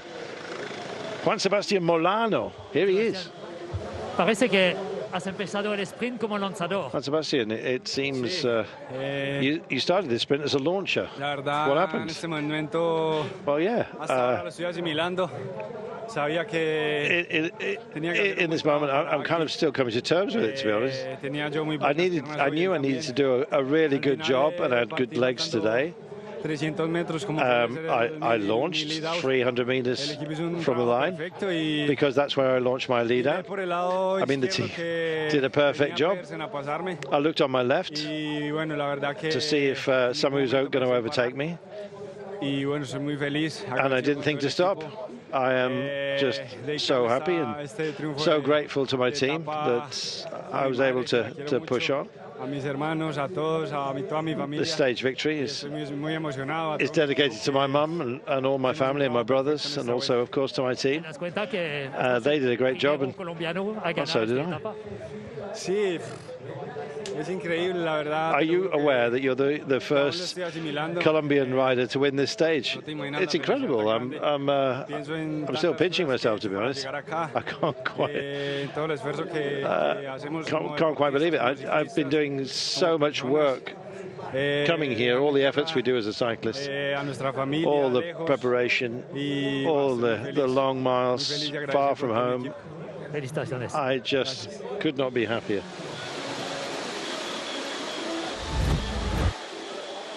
Honestly, he looked overawed by the moment there, Sean. He doesn't quite know what to say. Well, yes, he's the lead-out man, of course, and beating his sprinter is a little bit of a difficult situation, but he's got the victory first over the line, and he's going to, realise that very quickly. Let's speak to Juan Ayuso, shall we? Estamos con Juan Ayuso. Here we are with Juan Ayuso. Hemos pasado la última línea de meta. Third place in the Vuelta here in Spain. You've crossed this finish line. Your family's here. Your friends. What's going through your mind at the moment? Well, it's amazing. With the triumph of Milano, he's on my team. We won this stage. I'm on the podium. It feels amazing. We're going to have a big party tonight. The fans here are cheering for you. Para nada, para mí es una motivación, ¿no? Es increíble. Do you like it? How's it affect you? Oh, it's amazing, to be honest. All the people here supporting me, shouting for me for all of these 3 weeks. So it helps to take the pressure away, to get these good vibes and extra motivation. It just helps me to try and keep on getting better and better. The World Championships are coming. What's in the mind?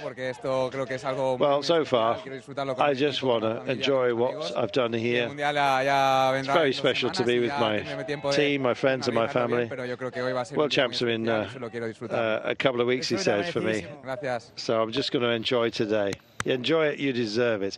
Getting a cuddle from Alberto Contador. It doesn't get much better than that, Sean. I think Alberto is more emotional than Ayuso. I think so. Yeah, he's a very cool guy. We've seen him in a number of the interviews, after very difficult stages, and he's a quite laid-back guy. So he's, it's something that can be good as well as you go further in your career. But yes, what a ride by Ayuso. Another young guy coming through, and a name that we're going to be talking about, I think, a lot in the future years. Well, the lady in the concrete chariot is busy taking photographs at the moment, by the looks of things. She's moved around a bit. She has, yeah. She wants to see what's going on. We got Patrick Lefebvre, who's going to be speaking to us in a few moments' time.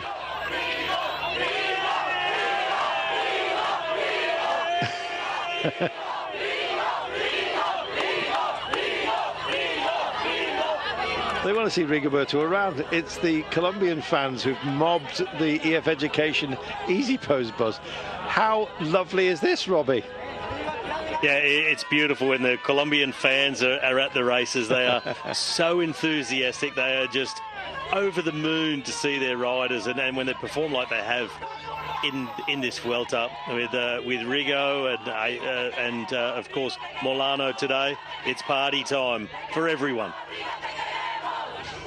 I thought it was going to appear like Houdini from behind the curtain there, but no, not yet. Well, huge congratulations. Machino.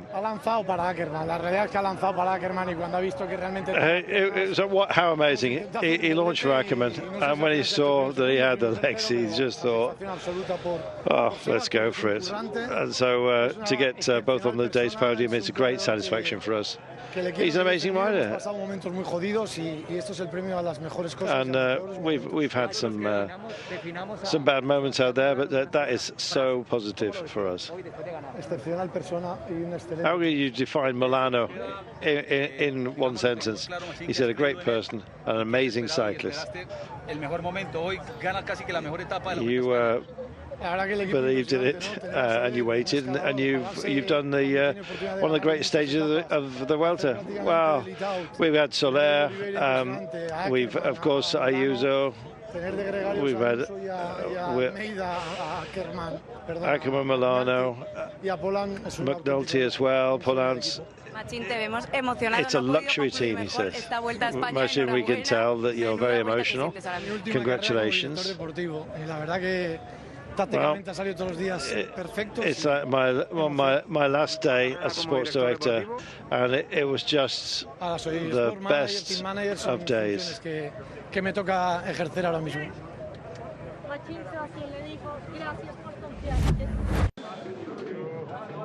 Wow, I must admit, I didn't realise he was moving on. But here's a man in a young riders classification jersey who also happens to own the red overall classification. No, I'm not quite sure who this is, but I imagine it's a member of the Belgian national volleyball team by the looks of him.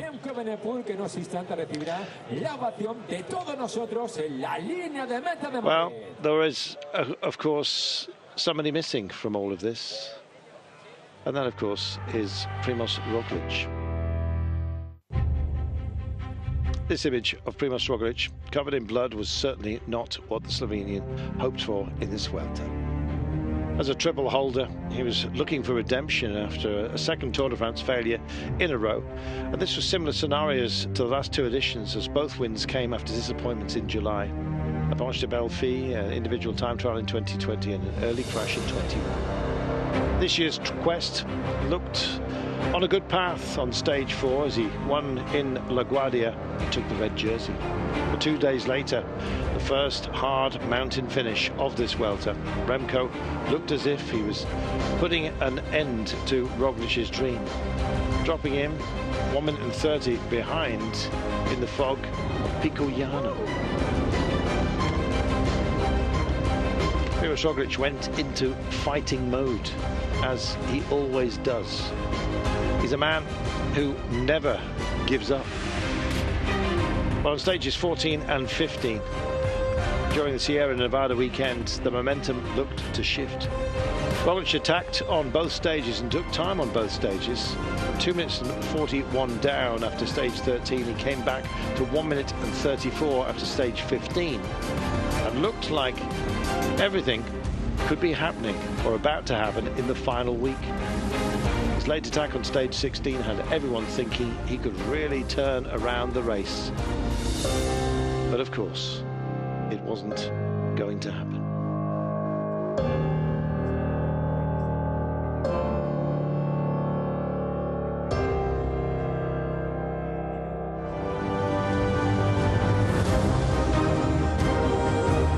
When you go for it, you have to go big. And Roglič did. He went on the attack.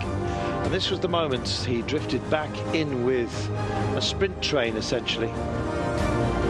Knocked into Fred Wright and found himself on the deck. A few seconds later, he managed to get himself back up, but his quest had come to an end.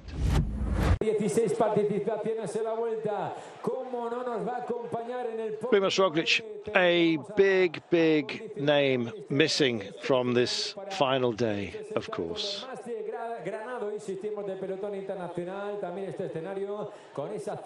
So many great riders, and some, of course, that we have to say farewell to, one of whom is Alejandro Valverde. And here he is. They've given him a special jersey.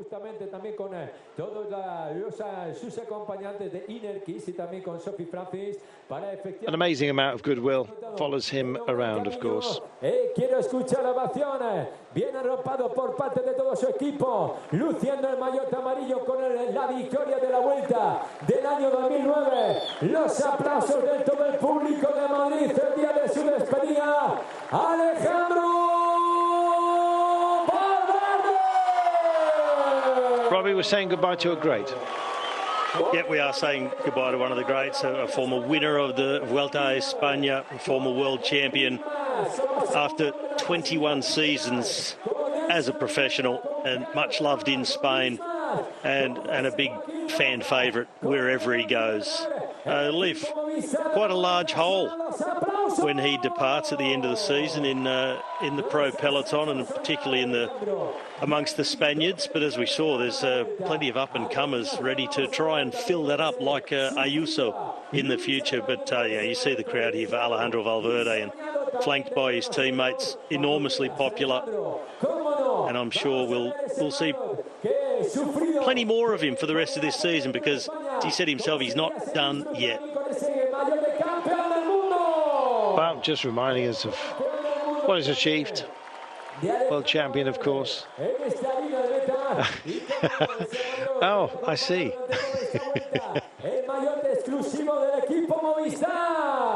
En definitiva, ahí tenemos a el gran entre los grandes, también con todos nosotros, con todo el equipo. Well, let's hear from García Costa, of course. Con Enric Mas también en el podio, con Alejandro Valverde, con la presencia también de Luis Mas, con, por supuesto, Nelson Oliveira, y con la presencia también de todos sus campeones, con también Carlos Verona. Don't drop him, for goodness sake. Don't want to break him now. Aprovechamos, ¿verdad, Alejandro? Esto es, ahí está, la piña también del equipo. Un vacío muy grande, ¿no? Ahora veníamos en el autobús desde el hotel aquí, recordando un poco toda la trayectoria de Alejandro en la Vuelta a España, ¿no? Recordando un poco las etapas de cuando empezó a ganar allá en el 2003, a una en Soria, o sea, todas las etapas. Y hemos venido hasta aquí, que hemos estado un rato y todavía nos faltaba, pues creo que 6 o 7 etapas todavía de comentar, ¿no? La verdad que deja un vacío grande, ¿no? Dentro del equipo va a dejar un vacío. Well, he says he'll leave a very empty space on the bus. We're remembering the stages he's won in the Vuelta of Spain. Remembering 2003 when he started winning, and since then arriving here. Some victories are still missing, of course, but the many he had have been so special. What's the secret of longevity, says Laura? Not physically, but maybe mentally, because, for instance, now that you're retired, he's retired, many other contemporaries, Alejandro is still present. Alejandro has a lot of fans, he says. He's been taking care of himself a lot, and for the past few years, cycling has been changing a little by little. But yeah, the young riders were telling him that he was 42 years of age. And I think he stayed for that long because his passion for cycling, and because he just took care of himself, and he always wanted to be at a great level. I guess the best way to retire, or the best way to think about retiring, is to do it when you're ready. And it comes to all great sportsmen, and of course to Robbie McEwen and to Sean Kelly as well. Robbie, the very fact that he's chosen this moment, it seems appropriate, but because it's the right moment for him. Yeah, well, his final Grand Tour in any case, because he's still planning to go out to the end of the season in Lombardy, the final monument of the season, as we see our stage winner, Juan Sebastian Molano, come up to the stage.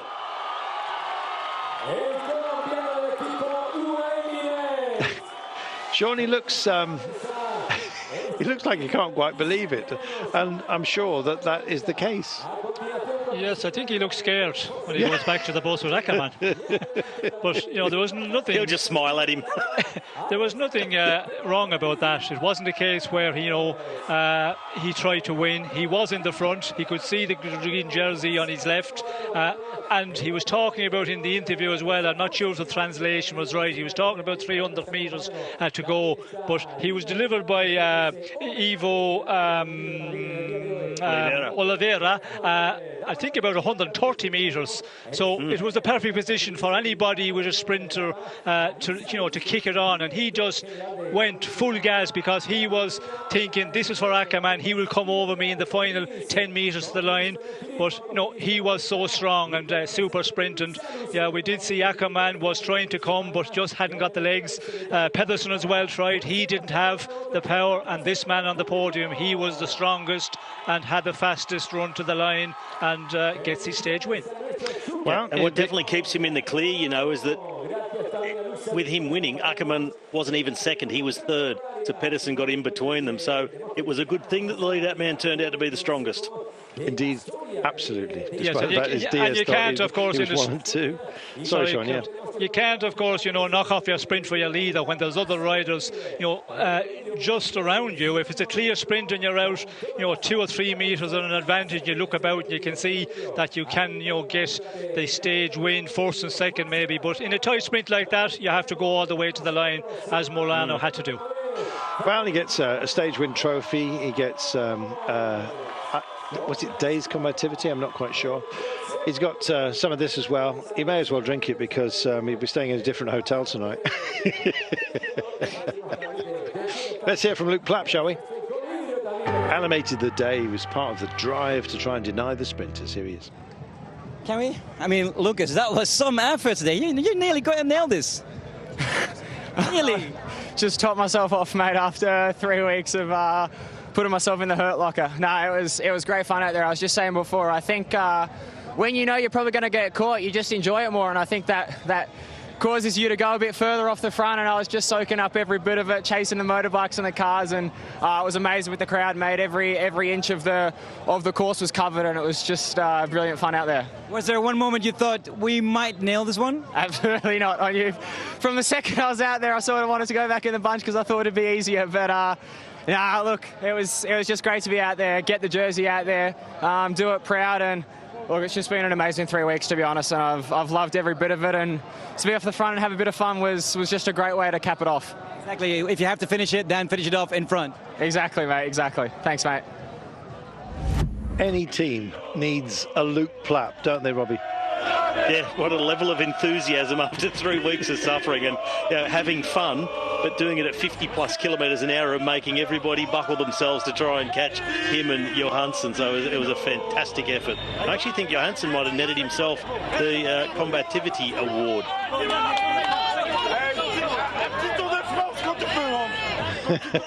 How's about this, Sean? It's a rock star status for this man, isn't it? It is. Thibaut here, it looks like that he has the supporters down here.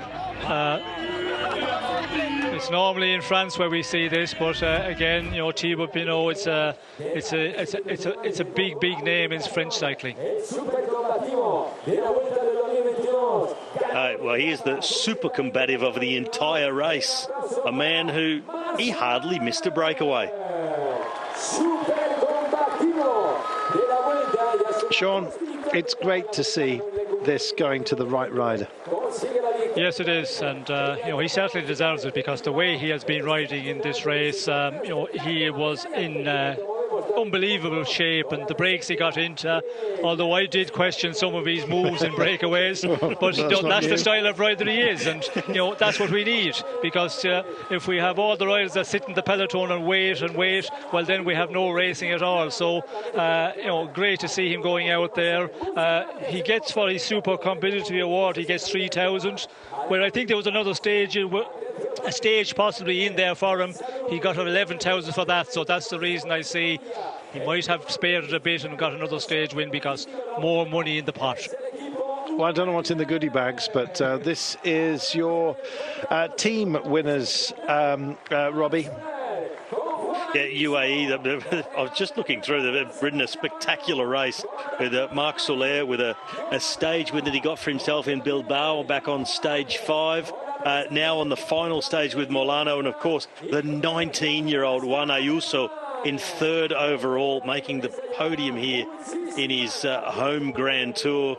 Ackermann going well in the sprints. Jan Polans sort of a little bit under the radar compared to the rest, but nonetheless up there most of the race, hanging on with the best climbers. And yeah, a great performance by UAE. We're going to be hearing from Alejandro Valverde with Laura and Alberto.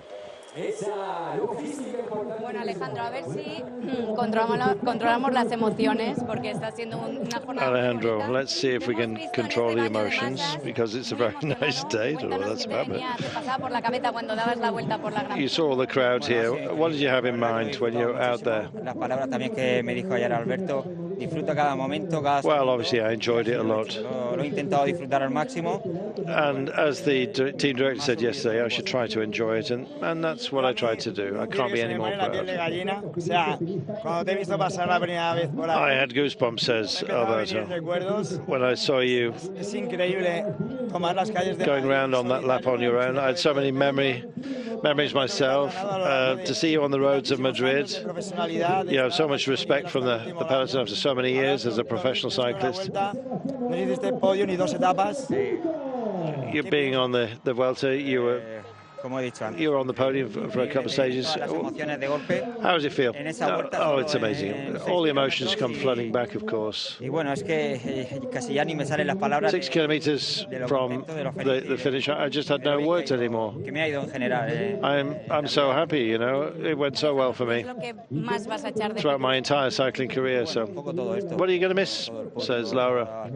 Well, to be honest, everything. The sport from the people. Of course.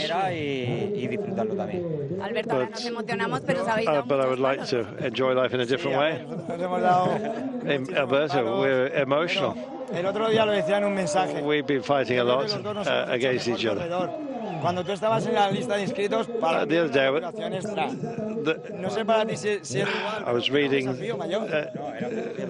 I was reading about what a challenge we were to each other and how we fought each other out there. Alberto was for me one of the greatest riders that I faced as well. When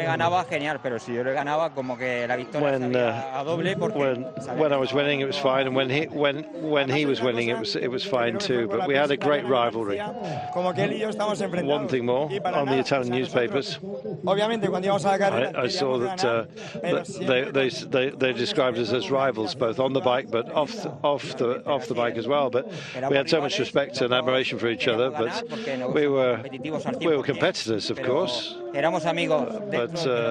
because we were both competitive, but we were friends within the friends off the bike, and indeed within the peloton. We were just fighting, doing our job 100%. Such a privilege for you.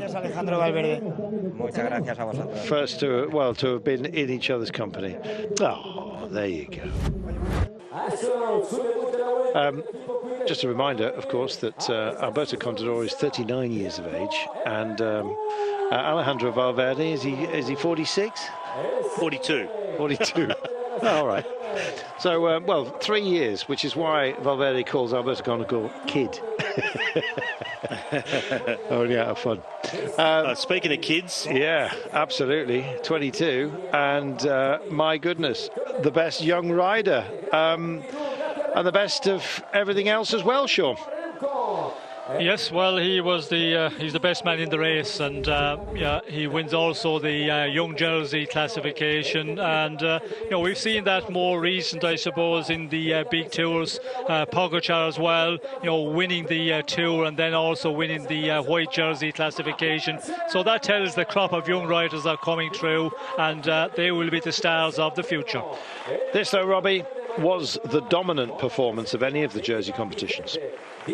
Absolutely was. Mads Pedersen with 409 points, closest rival on 186. A runaway winner, more than lapping the rest of the field, as it were, on points. So Mads Pedersen with his couple of stage wins, and just absolutely dominated the competition. It looked to be on very early in this welter between him and Sam Bennett, until Bennett was out of the race, and as terrain became more lumpy, Mads Pedersen, he really came into his own. On that lumpy terrain, Richard Carapaz, spectacular. 3 stage wins, a popular Jersey, more than making amends for a difficult start to this race, Sean. Yes, well, he turned the race around totally. A disappointing start, and he did say in the pre-race interview, the team, we had an idea of losing time. I'm not sure, I'm not a believer of that. I think he came to this Vuelta to try and go for the overall, but in the first part of the race wasn't in the shape he needed to be. Lost time, and then it became the objective to win stages, and of course he inherited this jersey a little bit, but he still deserves it, because in the last days he's really put up a big fight to get the maximum points in the mountain classification jersey. Well, there has to be only one winner overall, and he was exceptionally well deserved of it. He's a young man, he's a superstar, and just how hard, how high and how long will he fly, Robbie? Well, the sky's the limit for how high he's going to fly and how long. I mean, winning your first Grand Tour at just 22 years of age, it should be fairly safe to say we'll be talking about Remco Evenepoel as a favourite for Grand Tours that he starts in for quite a few years to come, and taking it up against the likes of Ayuso, who's 3 years younger, and of course Tadej Pogacar, Jonas Vingegaard, and hopefully again Primož Roglic after a tough year for him. It bodes very well, Sean. Some spectacular racing. I think, are we going to have an anthem? Yes, we will have, and it's going to be an interesting time now, because he's proved that he can ride a 3-weeker. Now the next stage will be, and of course in Belgium, there'll be a big fiesta now, but then they will start talking about the Tour of France, of course. That's what they do in the big cycling nations, and it'll be interesting to see how he can perform against the Tour of France proven riders in the future, whenever that will be. A great champion, and somebody we'll see a lot more of, we certainly hope. Gracias a la Comunidad de Madrid con la presencia en el día de hoy de Alberto Tomé González. Hoy este ciclista es el ciclista que menos tiempo ha invertido en esta Vuelta de 2022. Es el trofeo especial Tissot, el cronometraje oficial de la Vuelta. Hoy nos acompaña el señor Javier Núñez, director de Tissot España, que le hará entrega también de ese diseño exclusivo del cronometraje oficial Tissot en la Vuelta para... Well, he's got to get the watch. Sean, you've got a couple of Festinas to your name.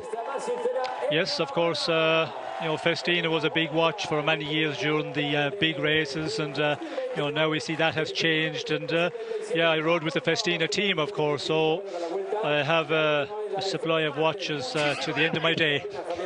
They're all on the inside of his jacket, if ever you meet him. Tissot, of course, the sponsors, and do a great job with Tissot timing as well.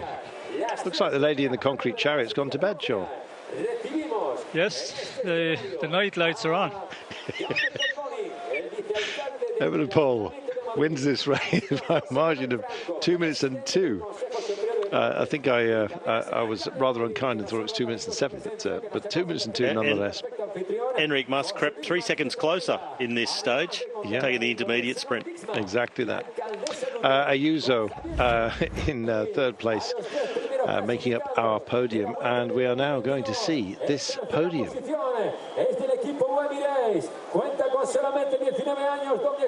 It bodes well for the future, Robbie, that we have 2 Spanish riders on the podium as well.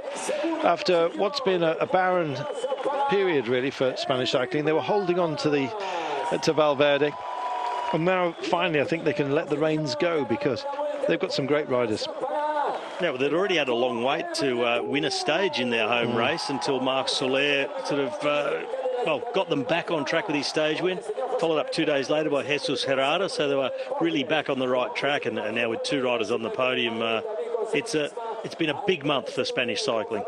It has. Well, in a moment, he'll get his tapas dish, and but first. Ese detalle de Sharon Dixma, alcaldesa de Utrecht, que la entrega también de ese detalle, como no, también con Jaume Collboni, el vicealcalde del Ayuntamiento de Barcelona, que se le encarga de hacer entrega a este... Sean, Spanish cycling seems to be in a healthy place, which is great. Yes, it definitely is, and you know, when you see the riders there coming through, and this Vuelta has been a great one for them. And yeah, let's not forget the man Firmino's, of course, you know, Carlos Rodriguez, who was another promising one, did have a difficult time because of that big crash. So he's another one I think we will see more in these 3 weekers. And yeah, it's great for a nation.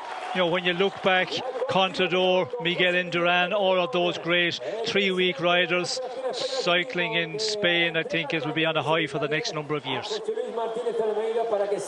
Here it is. Now, don't drop it. I always fear it.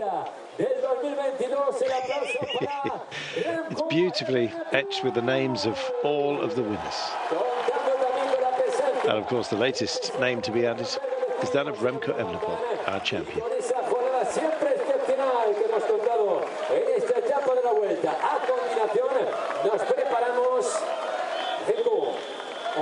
Sean, is this the start of an era? Yes, I think it is. You know, when you look at you know, the top riders here at the moment on the podium, when you look at, you know, some of the other riders on the way up, it's definitely a change, and as I said earlier, a bit of a turn of the page in cycling. It's the national anthem of Belgium.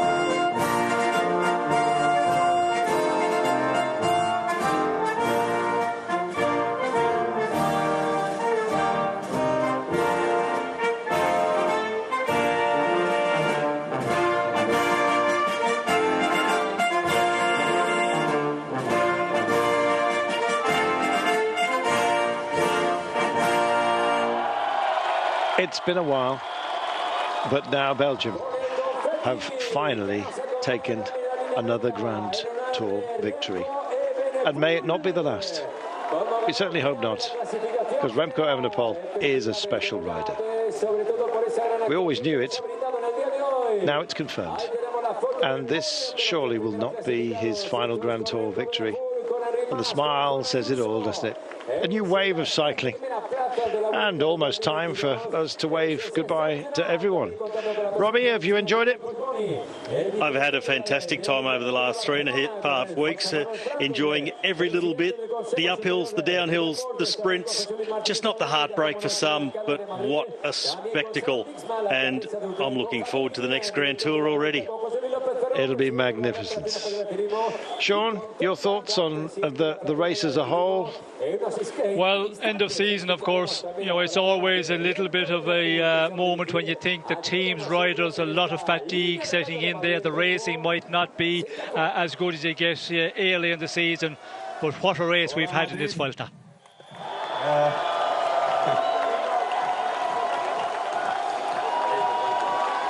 I want to thank everybody in Belgium for the support, but I will thank some people specifically.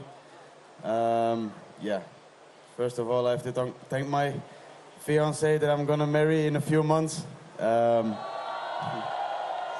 I think she's for sure the biggest support I can get, as well as are my parents. I think I cannot do anything that I did here without those people. And then for sure my teammates, they will also come later on the stage, so I think later we can celebrate them. But my teammates, my team, I need to thank them for everything they did for me the last 3 weeks. And also my two competitors here, they were really strong the last 3 weeks, so big congrats to them also. I think Spanish cycling is looking really beautiful for the next few years. So yeah, for now, I'm really grateful to win this Vuelta, and yeah, maybe see you next year, maybe not, I cannot promise, but thanks for everything, and yeah, hasta la fiesta, ¿no? Hasta la próxima. Bueno, Let the party begin. Well, almost the final word, I guess we might say. Don't forget we have the World Championships coming up. There is, of course, the end-of-season classics. Lombardia we look forward to. And, of course, if you have missed anything, then please don't forget that we have the highlights of this Vuelta for you tomorrow evening. It'll be 8 o'clock in the United Kingdom. So I look forward to your company for that. Always nicely produced, as it is. Time for the fizzy stuff. And why not?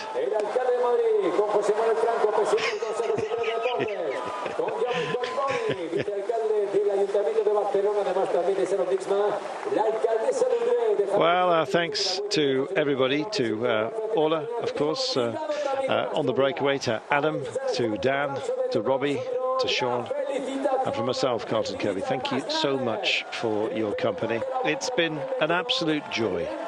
We will see you again,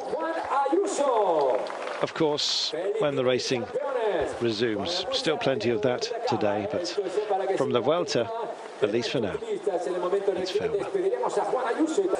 And don't forget, we have the World Championships popping along very soon as well. Now that Remco's dried himself off, it's time for all of the jerseys to be displayed and get more champagne to be thrown around the place. I am certain. Is it Carver? Not quite sure. But yes, our World Championships, of course, let's not forget, will soon be upon us.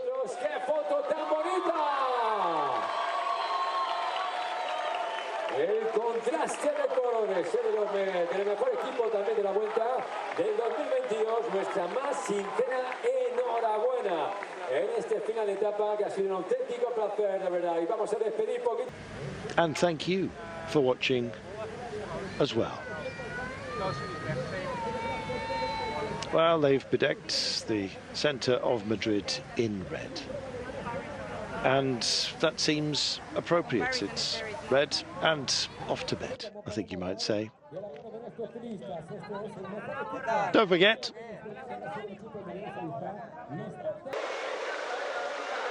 And finally, we have Remco Evenepoel speaking to Alberto Contador about, well, everything, I assume. Let's find out.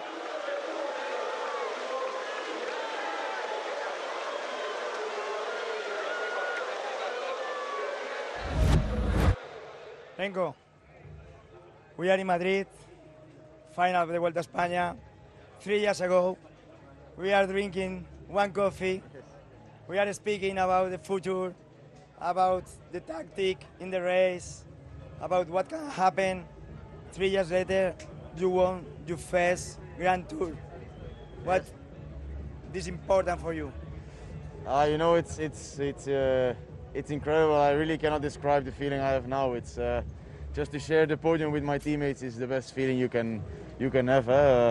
It's the first Grand Tour for the team, so I hope more will come. But first we're gonna enjoy this one, and then we're gonna build towards the future on the next goals. Your debut, your first Grand Tour was at the Giro d'Italia after the really bad crash. Then you go there, and some people say maybe Renko don't go well in the Grand Tours, maybe yes. What do you believe? I'm here in the red jersey, so I think I can go well in the Grand Tours. I think this is really good for my future, for the team's future, and for my confidence. So now we're gonna rewatch everything that we did before this Vuelta, and then we can take this into the future and take it as a preparation for Giro Tour and next Vueltas? I have clear in my head, because I know to you a little bit. What is now in your head? What is your dream? Of course, you have many races, but what is your real dream? Win all three. The 3 Grand Tours. That's my biggest dream. Congratulations, thank you very much, and enjoy. Thank you. Thank you. Gracias. And why on earth should that not be the case? I wish him well.